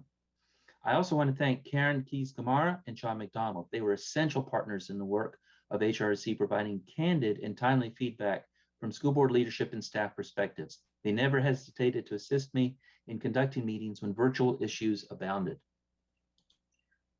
At the very end, among the, we have an appendix, and what you're just going to see in board docs is a jumble of files here. You can see the committee member participation here. I'm going to just take a moment to go, actually, I already showed that to you. So of who was there. We had a full participation through the year, the extensive committee minutes that I mentioned, the employee bill of rights, the current version, the previous version with its notes and the template model from the Internal Revenue Service, and various data sets and analysis. And with that, that's everything that I've got here. I'm going to go ahead and stop share on this and turn this back over to Karen as we engage in Q&A. Thank you, Leonard. I really, really appreciate the thorough report. I swear I did not tell him to write that last page, but we appreciate it. The first hand I saw was from Dr. Anderson, and happy to hear from our other colleagues as soon as they raise their hands. Thank you, Ms. Keys-Gamara. I'm going to try to prioritize my statements because unlike your committee, Leonard, we do have 3 minutes here. So I do want to start by saying thank you. This work is so comprehensive. There's so much that I want to dive into right now, but with limited time, I am going to only hone in on a few. And I do want to say, folks, Leonard has been the appointee for Mason District, and I'm so grateful that he served as chair this year. And I also appreciate the time that you took yesterday, I believe, to cover some of this information with me. It's also going to help to reduce how many questions I ask today. One of the Dr. Anderson, can I just, and I promise I'm not taking your time, I wanted to highlight the questions that we're really asking, so maybe you can speak to this. Number one, the first question is, we'd like to hear how people feel about the Bill of Rights. Number two, obviously approving the recommendations. Number three, speak to the next charge. We have some ideas, but we'd love to hear from the board. And then number four, he also made some comments about committee structure, if you want to speak to any of those. So thank you. Could you give those to me one more time? I have already 2 of those already in my comments, but I don't think I have the other Review and the approval or non-approval of the Bill of Rights, approval of the recs, speak to the next charge for this committee, as well as his comments about committee structure. Thank you.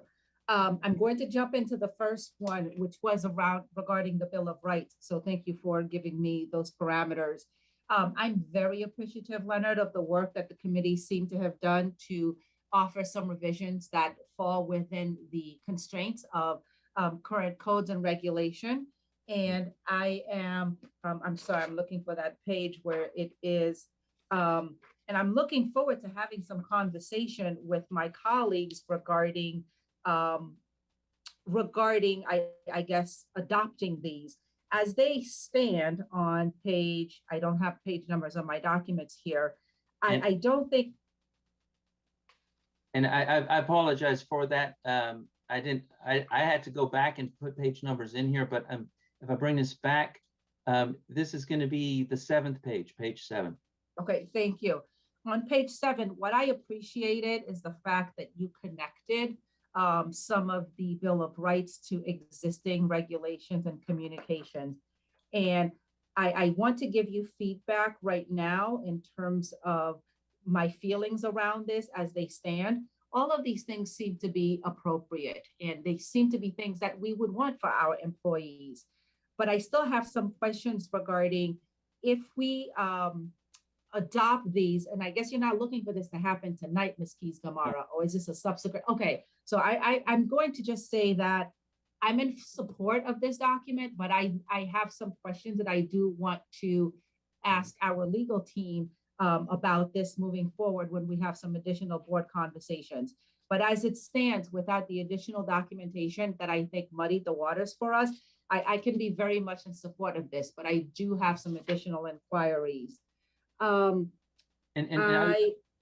would just say that the whole purpose of this was to provide you a working document that you could develop, that you could take on as your own, as the board. Thank you. There are a lot of recommendations, and I know you're looking for that feedback in terms of accepting them. I have a few questions regarding one. I think, again, I'm so sorry, I don't have the page number, but it's the recruitment and hiring. This is an area of which I'm particularly sensitive because I do know we do want to diversify our workforce as much as possible. There is a mention that the goal 3, to expand the measurement within the goal 3, as well to assess when potential candidates drop out, and some measurements beyond the teachers. Can you speak a little bit about what that means? I think it's 1, 2, 3, 4. It's the 4th bullet on the page on recruitment and hiring, to expand the metrics to what other indicators? And I'm going to get this too. So one of the things that we ran into was that the data and the resources that we found with regards to human resources were very rich in speaking to the educational staff, in the school staff. But it, in many cases, was either thin or silent when speaking about the operational staff. And David Swan, who joined our committee from SSEAC, was very quick to pick up on that and identified with laser focus areas where it seemed that we were missing things. And I have to say that as a teacher myself, as a retired teacher, no matter how hard you try, it's hard not to have that blind spot. So he was very helpful in being able to identify that. Okay, thank you for that clarification. The other piece is recruiting and hiring. 2 slides later, you talked about increasing focus on central hiring and to consider direct placement of qualified candidates. Speak a little bit more to that. Is it that the central hiring pool would automatically assign candidates to various buildings or positions? Yeah, I will say this is a little bit, this is a topic that has all the safety of putting a fork in an electrical outlet, because it really comes down to the central processing of hires and being able to create a centrally managed and observable pool is an amazing resource, and it allows Sean McDonald, allows human resources to be able to see in real time who's being hired, and you can take a look at which schools are expanding the diversity profile and which ones are not. So then the question is, what then? And a lot of the discussions went to, well, if a school is having an extremely difficult time, should there be some management, micromanagement that's in there? And that speaks to a philosophical approach that goes beyond our scope. Do you come in and does regional superintendent or does human resources come in and say, okay, you know what, you're not hiring in the right direction. We're going to have to provide you a lot more directed guidance, not consulting, but directed guidance. Or do you just say, you know, we thought we had confidence in this person, and then, you know, you either give them full confidence or you don't. And then is that something where you need to intervene and replace a person? So I don't have the answer to that. It's a very uncomfortable question. It's a very uncomfortable place to be. But there are places where direct intervention is required. And I will say that Mia Devers is taking this task on very directly in order to provide this from an assistive point of view, rather than from rather than trying to be a hammer. I was going to As add to I- that too. Oh, I'm sorry. Okay. I was gonna say, I wanted to give Sean McDonald an opportunity if he was still here to speak to that. As I think that recommendation came from some of our HR experts on the committee. Well, there was Beth. definitely a balance between those that felt we needed what Mia was doing, as well as those that felt that some placement could be helpful as well. And I think that balance is something that we have to tease out school by school. So we included both recommendations. Okay, it looks like Sean turned his camera on. Yeah, so thank you. And so we did have, quite a bit of discussion about this exact recommendation, and ultimately, as Beth highlighted, there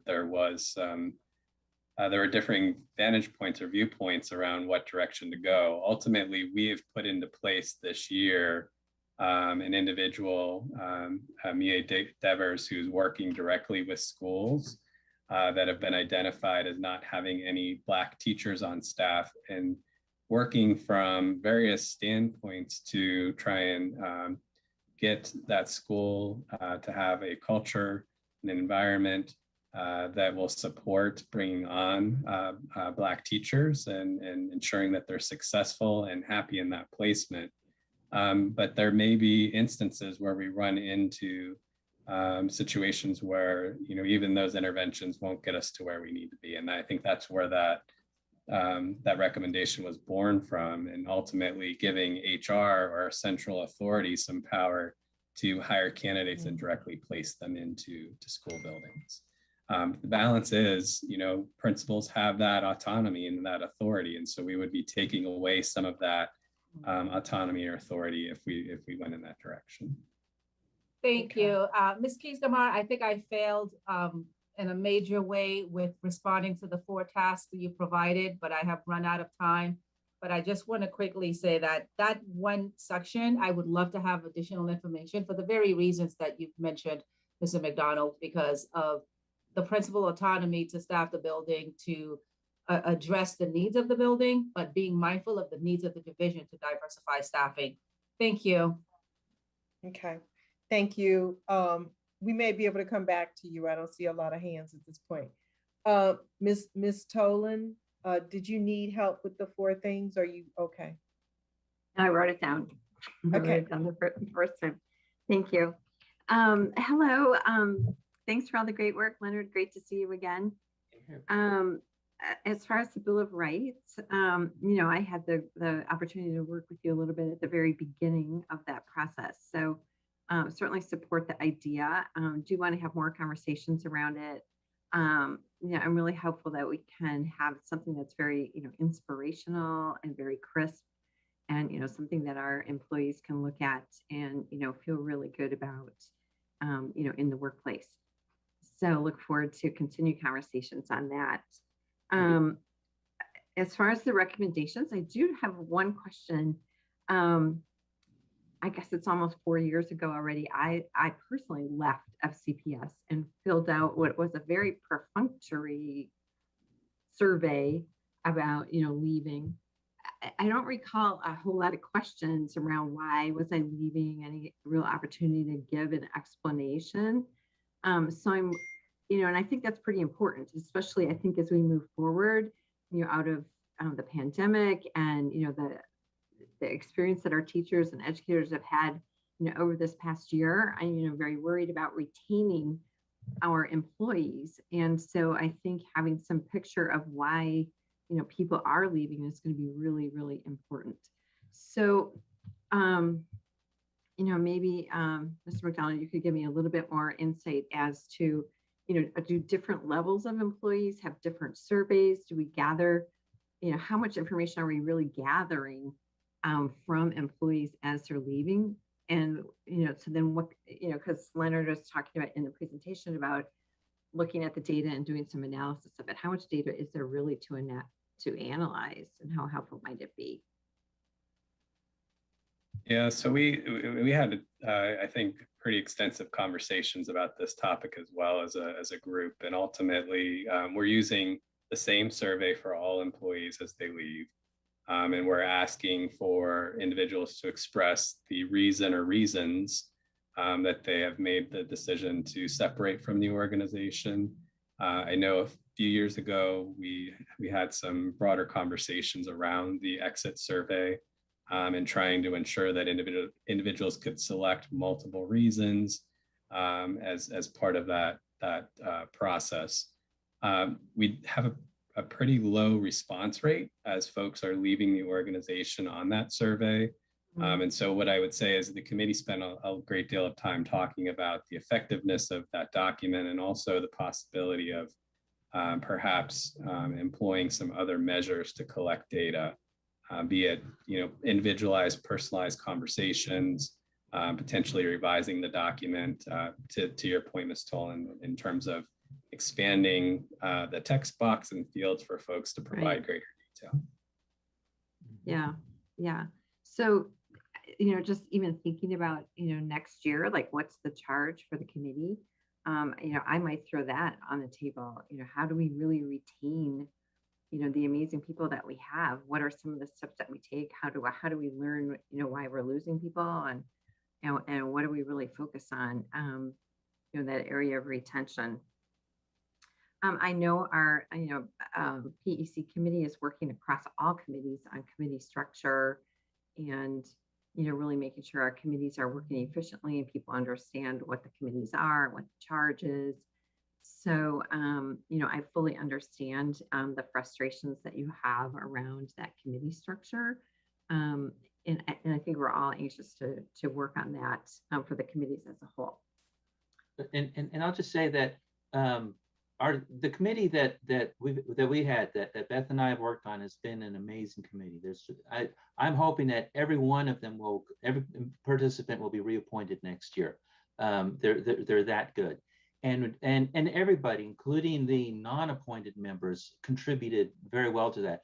But where you have fuzzy expectations, okay, then people aren't exactly sure what's appropriate or what's not appropriate. And then so you'll have an individual that might push boundaries and other people saying, wait a minute, that goes against certain unwritten expectations. It's best to be very clear at the beginning what everyone's expectations are and everyone's role. And that's sort of where I was coming from.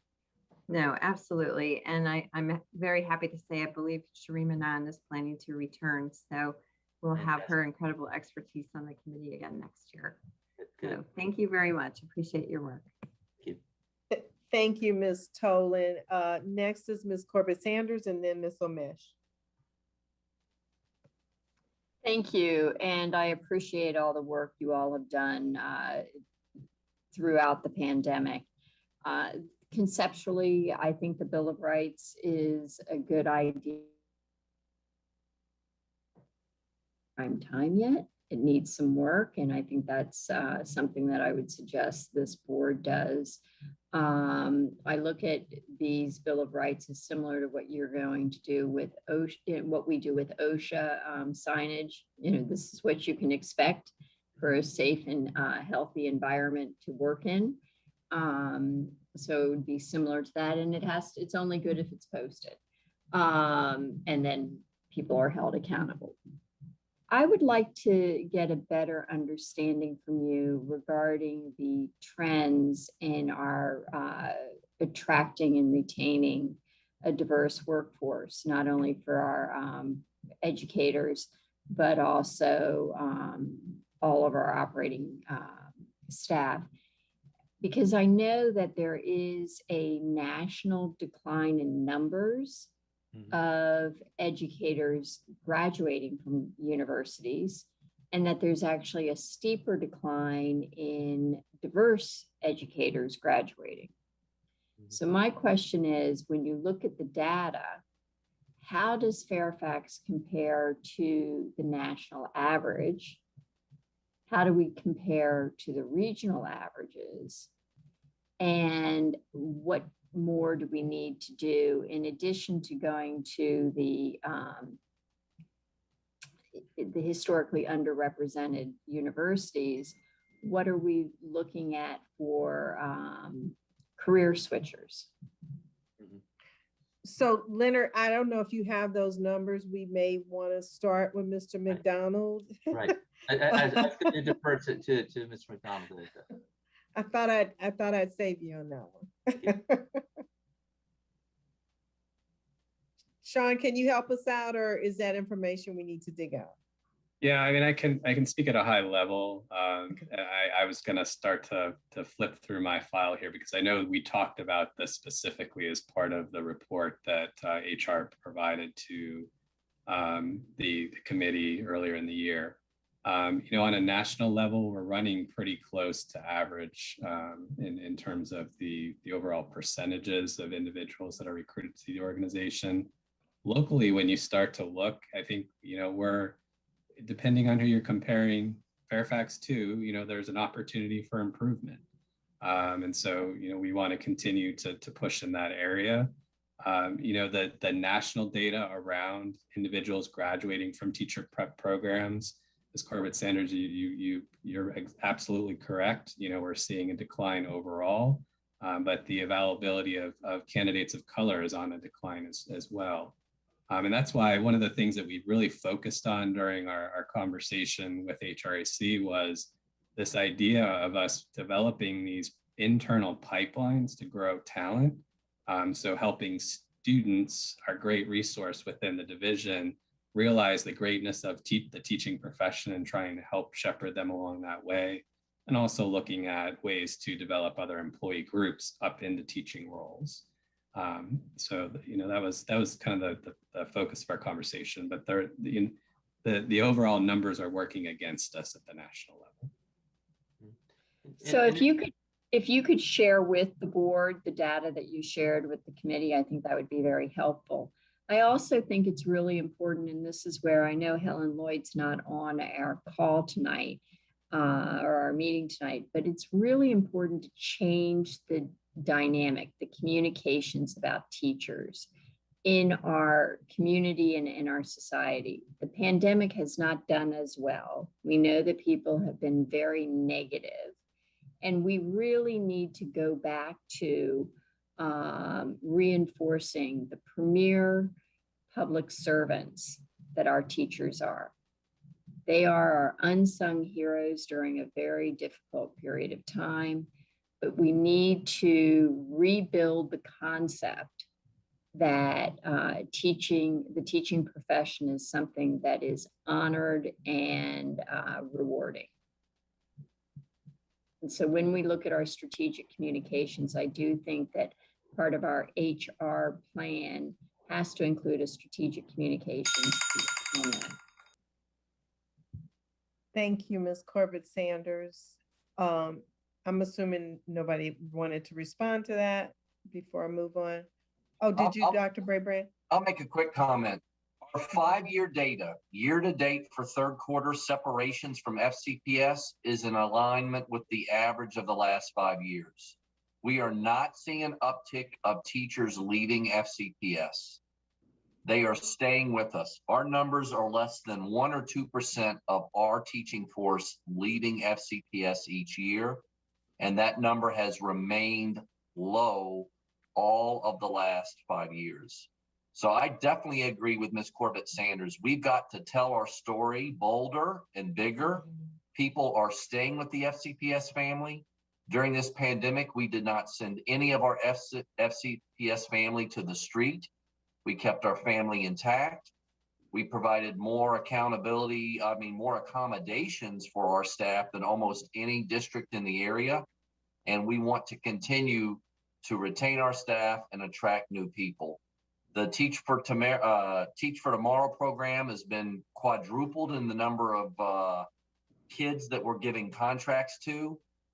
And Sean will be able to tell you a little bit more. We're starting to talk about an Educators Rising Club at our elementary schools, where we can start to grab kids as early as elementary to say, how about maybe you want to be a police person, maybe you want to be a fire person, maybe you want to be a lawyer, maybe you want to be a president, maybe even as early as elementary school, you want to be a teacher or an educator. So we've got more to do, but we've got a good story to tell. We still have some work to do, as Sean said, and we have to do a better job. And I know Ms. Lloyd is working in our OCCR, completely revamping our work to tell the Fairfax story better and we have a good story to tell, not a perfect story. Still, we can continuously improve, but a good story to tell.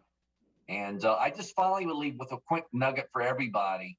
A recent Harris poll said that 80% of America after this pandemic, because they were invited in to see teaching virtually in a way they never saw before, have greater respect for teachers.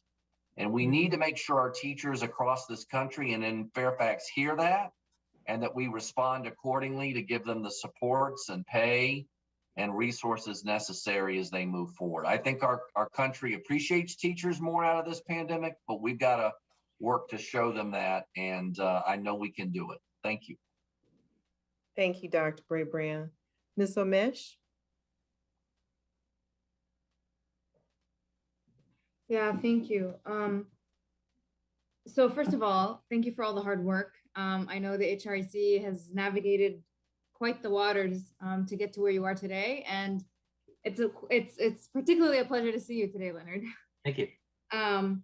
Okay, so just three quick things. One, I know that you guys, have worked on doing quite a bit of data analysis to try to inform a lot of the proposals and recommendations that you put forward, in particular on the diversity piece, but just to relate to both the recruitment and retention of staff and what the most compelling or significant issues and factors are.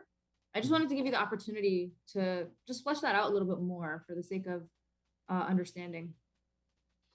Well, the most of the data we were able to work with, first of all, had a strong teacher bias. It wasn't giving us a whole staff picture, and secondly, it was what we were able to get was very high level.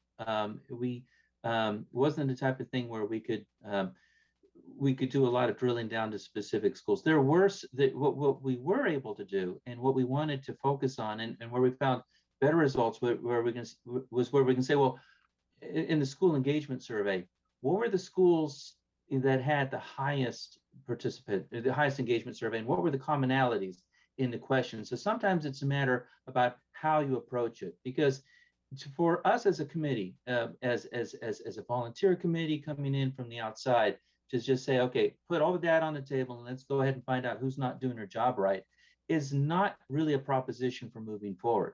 But to be able to say, well, what are the examples? Where are the exemplars of things that are going well? How can we tease out the things that are working well, and then how can we export that to other sites?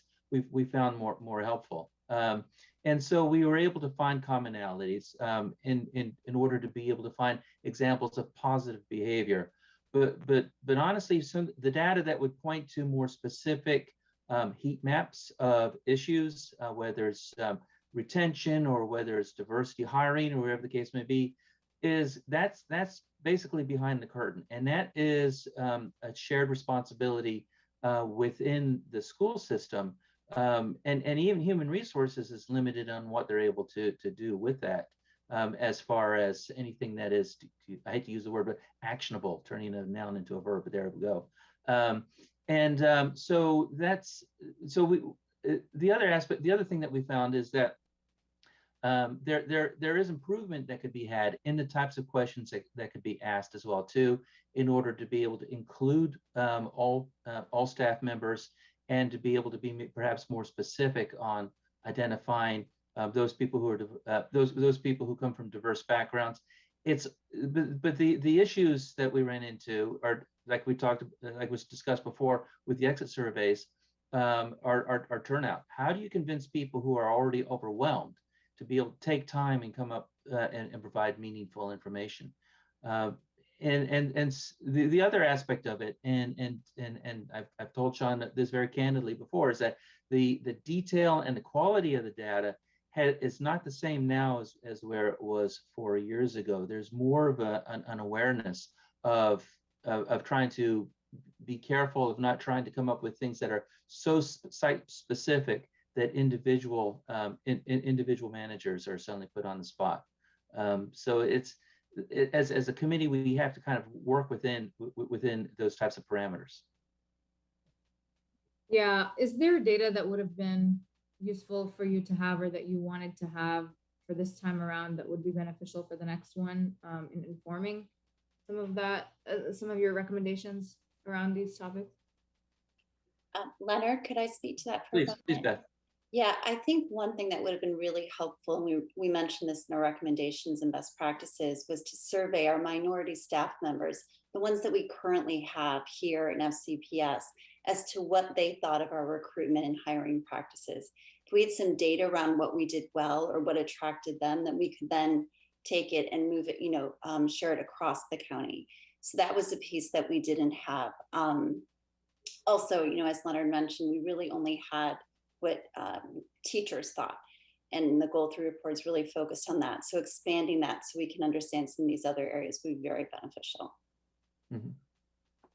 Yeah, I think just want to flag that for staff. I think whatever way we can find to be, appropriate and administrable, and sharing that with the committee. I remember that was a challenge years back when I was on it, and I just want to kind of flag that so that they're able to make the most out of what they want to analyze and then recommend in the future.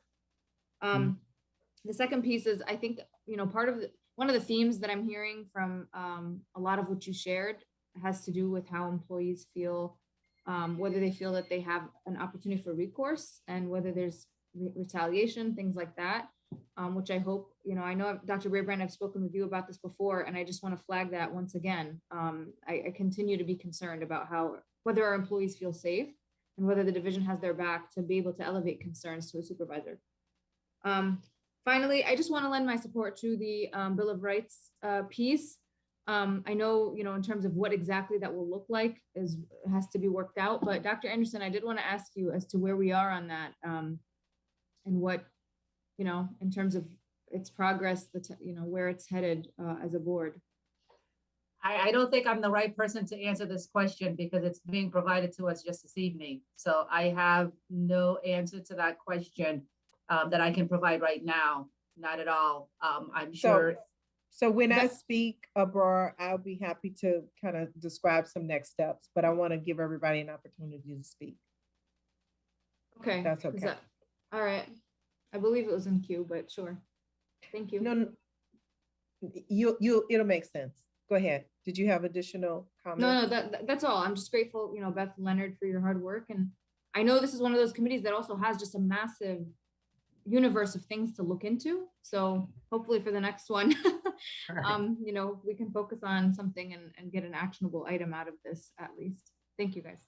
Thank you. Okay. Thank you. Ms. Dernek Kofax. Yes. Hi, Leonard. I want to thank you for your hard work. I know you've been with us for a long time and you continue to provide valuable service, and I do appreciate that, as well as the rest of your team. Thank you, Beth, as well. I do want to say that we have been, and that has been a constant source for us when we were really losing teachers because we were at the bottom level, and employees in general, because we're at the bottom of surrounding jurisdictions with pay. And this was, 5 to 7 years ago. The exit survey, we were consistently not yielding results, and we still don't. And I don't know, I don't have a good answer for that. But I think that's something that we have to understand, because if we don't understand exactly the whys, we can't make improvements. So I think that's important to get to know and understand, and anything, Sean, you and your team can do to help us with that. I know it's improved from what it was. I remember there were a time where there was barely anything being asked people. So I appreciate the improvements there. I do see a lot of your the hard work you had on the Employee Bill of Rights, and as you know, is processed with these committee reports. We take this information. Today is a question and answer period. First time we're seeing this. Staff provides responses as to how these things can happen. And, there's not a vote taken or anything at this point, but, it's an interesting proposition. I think I see the hard work that was put in it, and I appreciate that. we're going into collective bargaining and how would that fit in there, and how's that going to work? So there's a lot of questions, but I do appreciate everything that you put in here, and as well as and Dr. Brabrand, I think I knew what you had said, but I do think it's important that we do talk about that, because while there is grim news as far as the amount of young people entering the profession, as well as minority young people as well, it's the fact that we're losing that amount per year is our retention is better, I think. Is that true, Mr. McDonald? Is our retention better than it has been in past years, or is it about the same? Our retention's about the same, but we run above the national average on retention. And wait, so interpret that.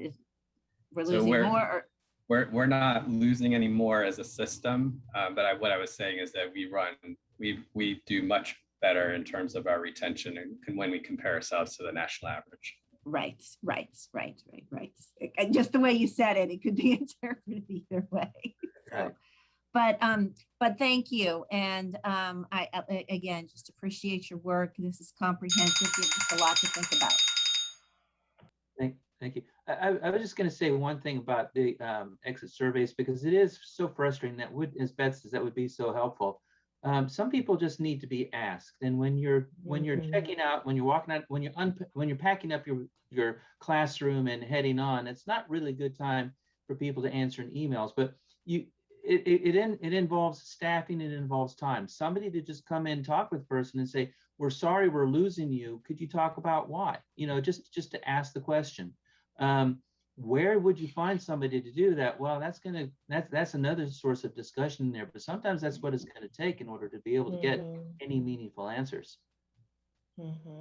I just want to say there, Tammy, I totally agree with what Leonard just said, and this is about staffing up our HR department to be able to do some of this targeted work. Mia has come in and done a great job for recruitment, but this is another specific strand about creating dedicated personnel to do exit surveys, where we're not going to rely on an email because that's impersonal. And you're really wanting people who are leaving who may not really want to share it, but we need to hear it so that we can start changing what's going on either at a system level or specifically at school level. So I think Leonard is right on that it is the personal touch that's going to game change exit surveys, not a redesigned email or phone call. Right. Okay. Well, and if we can implement that, that would be great. Thanks, Scott. All righty, I do not see additional hands, so I will take a quick turn and try to address some of the questions that came up earlier. I was asking my board members to speak regarding the Employee Bill of Rights, because there has been a little bit of angst amongst the committee members. And so I thought that it might be helpful for them to hear your willingness to work on this issue. So thank you guys so much. As a follow-up to this, this is a hardworking committee. This committee is actually going to meet again. We'll be working on the charge yet again. That was part of the reason I was asking you that question. So you still have time. Leonard, I don't remember the day. I'm sorry, I think we just moved the day. What's the day we're going to be meeting? We're going to be meeting on June the 14th. Okay. We had originally scheduled it for the day before the election, and that wasn't very smart planning on my part. Not very, but good. So, I'm glad we. But this is going to be basically a work session where we're going to just sit down and talk about what worked, what didn't, and to get input on, while we're still a committee before the month closes out, about what our recommended charge will be. But the beauty of that, I think, is also we'll be able to address what their expectations are, and I'm happy to communicate that to the board. Ms. Amesh, this is me addressing the question that you have, what their expectations are, and then we can have clear communication so that the committee members know what to expect.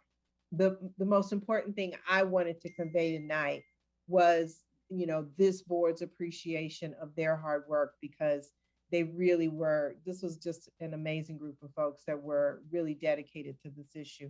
And so we'll also be, I think at that time, Leonard, talking a little bit about what we think might work as a charge. Again, the board has the final word, but I'd like to give the committee as much input as possible. With respect to my comments, I enjoy working with this group very, very much. Some of the problems I think that we need to work on, fidelity of implementation is an issue across the board, Dr. Bray-Brand, and we heard that. And that was part of the reason that that recommendation was made, with respect to perhaps in some circumstances, there needs to be a centralized level of hiring, because we just have not moved the needle in some instances. With respect to, like for example, some regional assistant superintendents may be more involved in that process and really giving, encouraging the principals and helping them with that process. Others so much, maybe not as much. One of the things that really struck me on the engagement survey, which said to me, we've got more work to do, is, and I think Leonard said it kind of in the inverse, was that some people's sense of being engaged in the environment was impacted by who the leadership was, or whether they were a minority or the leadership was a minority. There seemed to be some correlation, which suggests that, again, Dr. Bray-Brand, we've got that work to do that is so important from our equity chief, because sometimes understanding that we may have a reaction or a way that we may process things, or perhaps we just need to learn how to communicate best across cultures. It showed up, it wasn't statistically significant, but the fact that it was there, it stuck in my head. And so I wanted to mention that. Did you want to comment, Dr. Bray-Brand? I'm almost done. No, I think that's the point. A lot of our, let's just be candid, a lot of our white administrators, the challenge is, are they creating a culturally inclusive staff? Are they hiring that? But I also hear the data saying among our principals of color, do our white staff feel that same inclusion? We've got to be doing this equity work across all backgrounds, all races, all faiths, all schools. And there's a lot more work to do so that everybody truly is at the table, not just some people, everybody, regardless of who the school leader is, what that school leader looks like. And so that's the real work that Dr. Williams and all of us are committed to doing, because that's what it's going to take to create a difference in these survey results. So thank you. Yeah, and so I'm also hoping that some of the work from this committee will help to feed the process of getting that right person in as our HR superintendent, because we really can't do it without proper staffing. 3 people for an organization of this size. I'm just going to say 3 people. I mean, it doesn't make any sense, but it's where we are. And so, if we can match those best practices that we had the pleasure of hearing in this committee with the new hire, I think we will be well on our way. So it's late. I was trying to be as brief as possible. I am so grateful to you, Leonard and Beth. Thank you so much for being here. You guys did a wonderful job. And I will follow up with our board members regarding that upcoming meeting. So thank you, Madam Chair. Should I close this meeting out, or? All right, everybody, good night. Good night. Good night. Thank you, everyone. Thank you. Good Thank night. you. Excellent. Bye. Thank you. Great.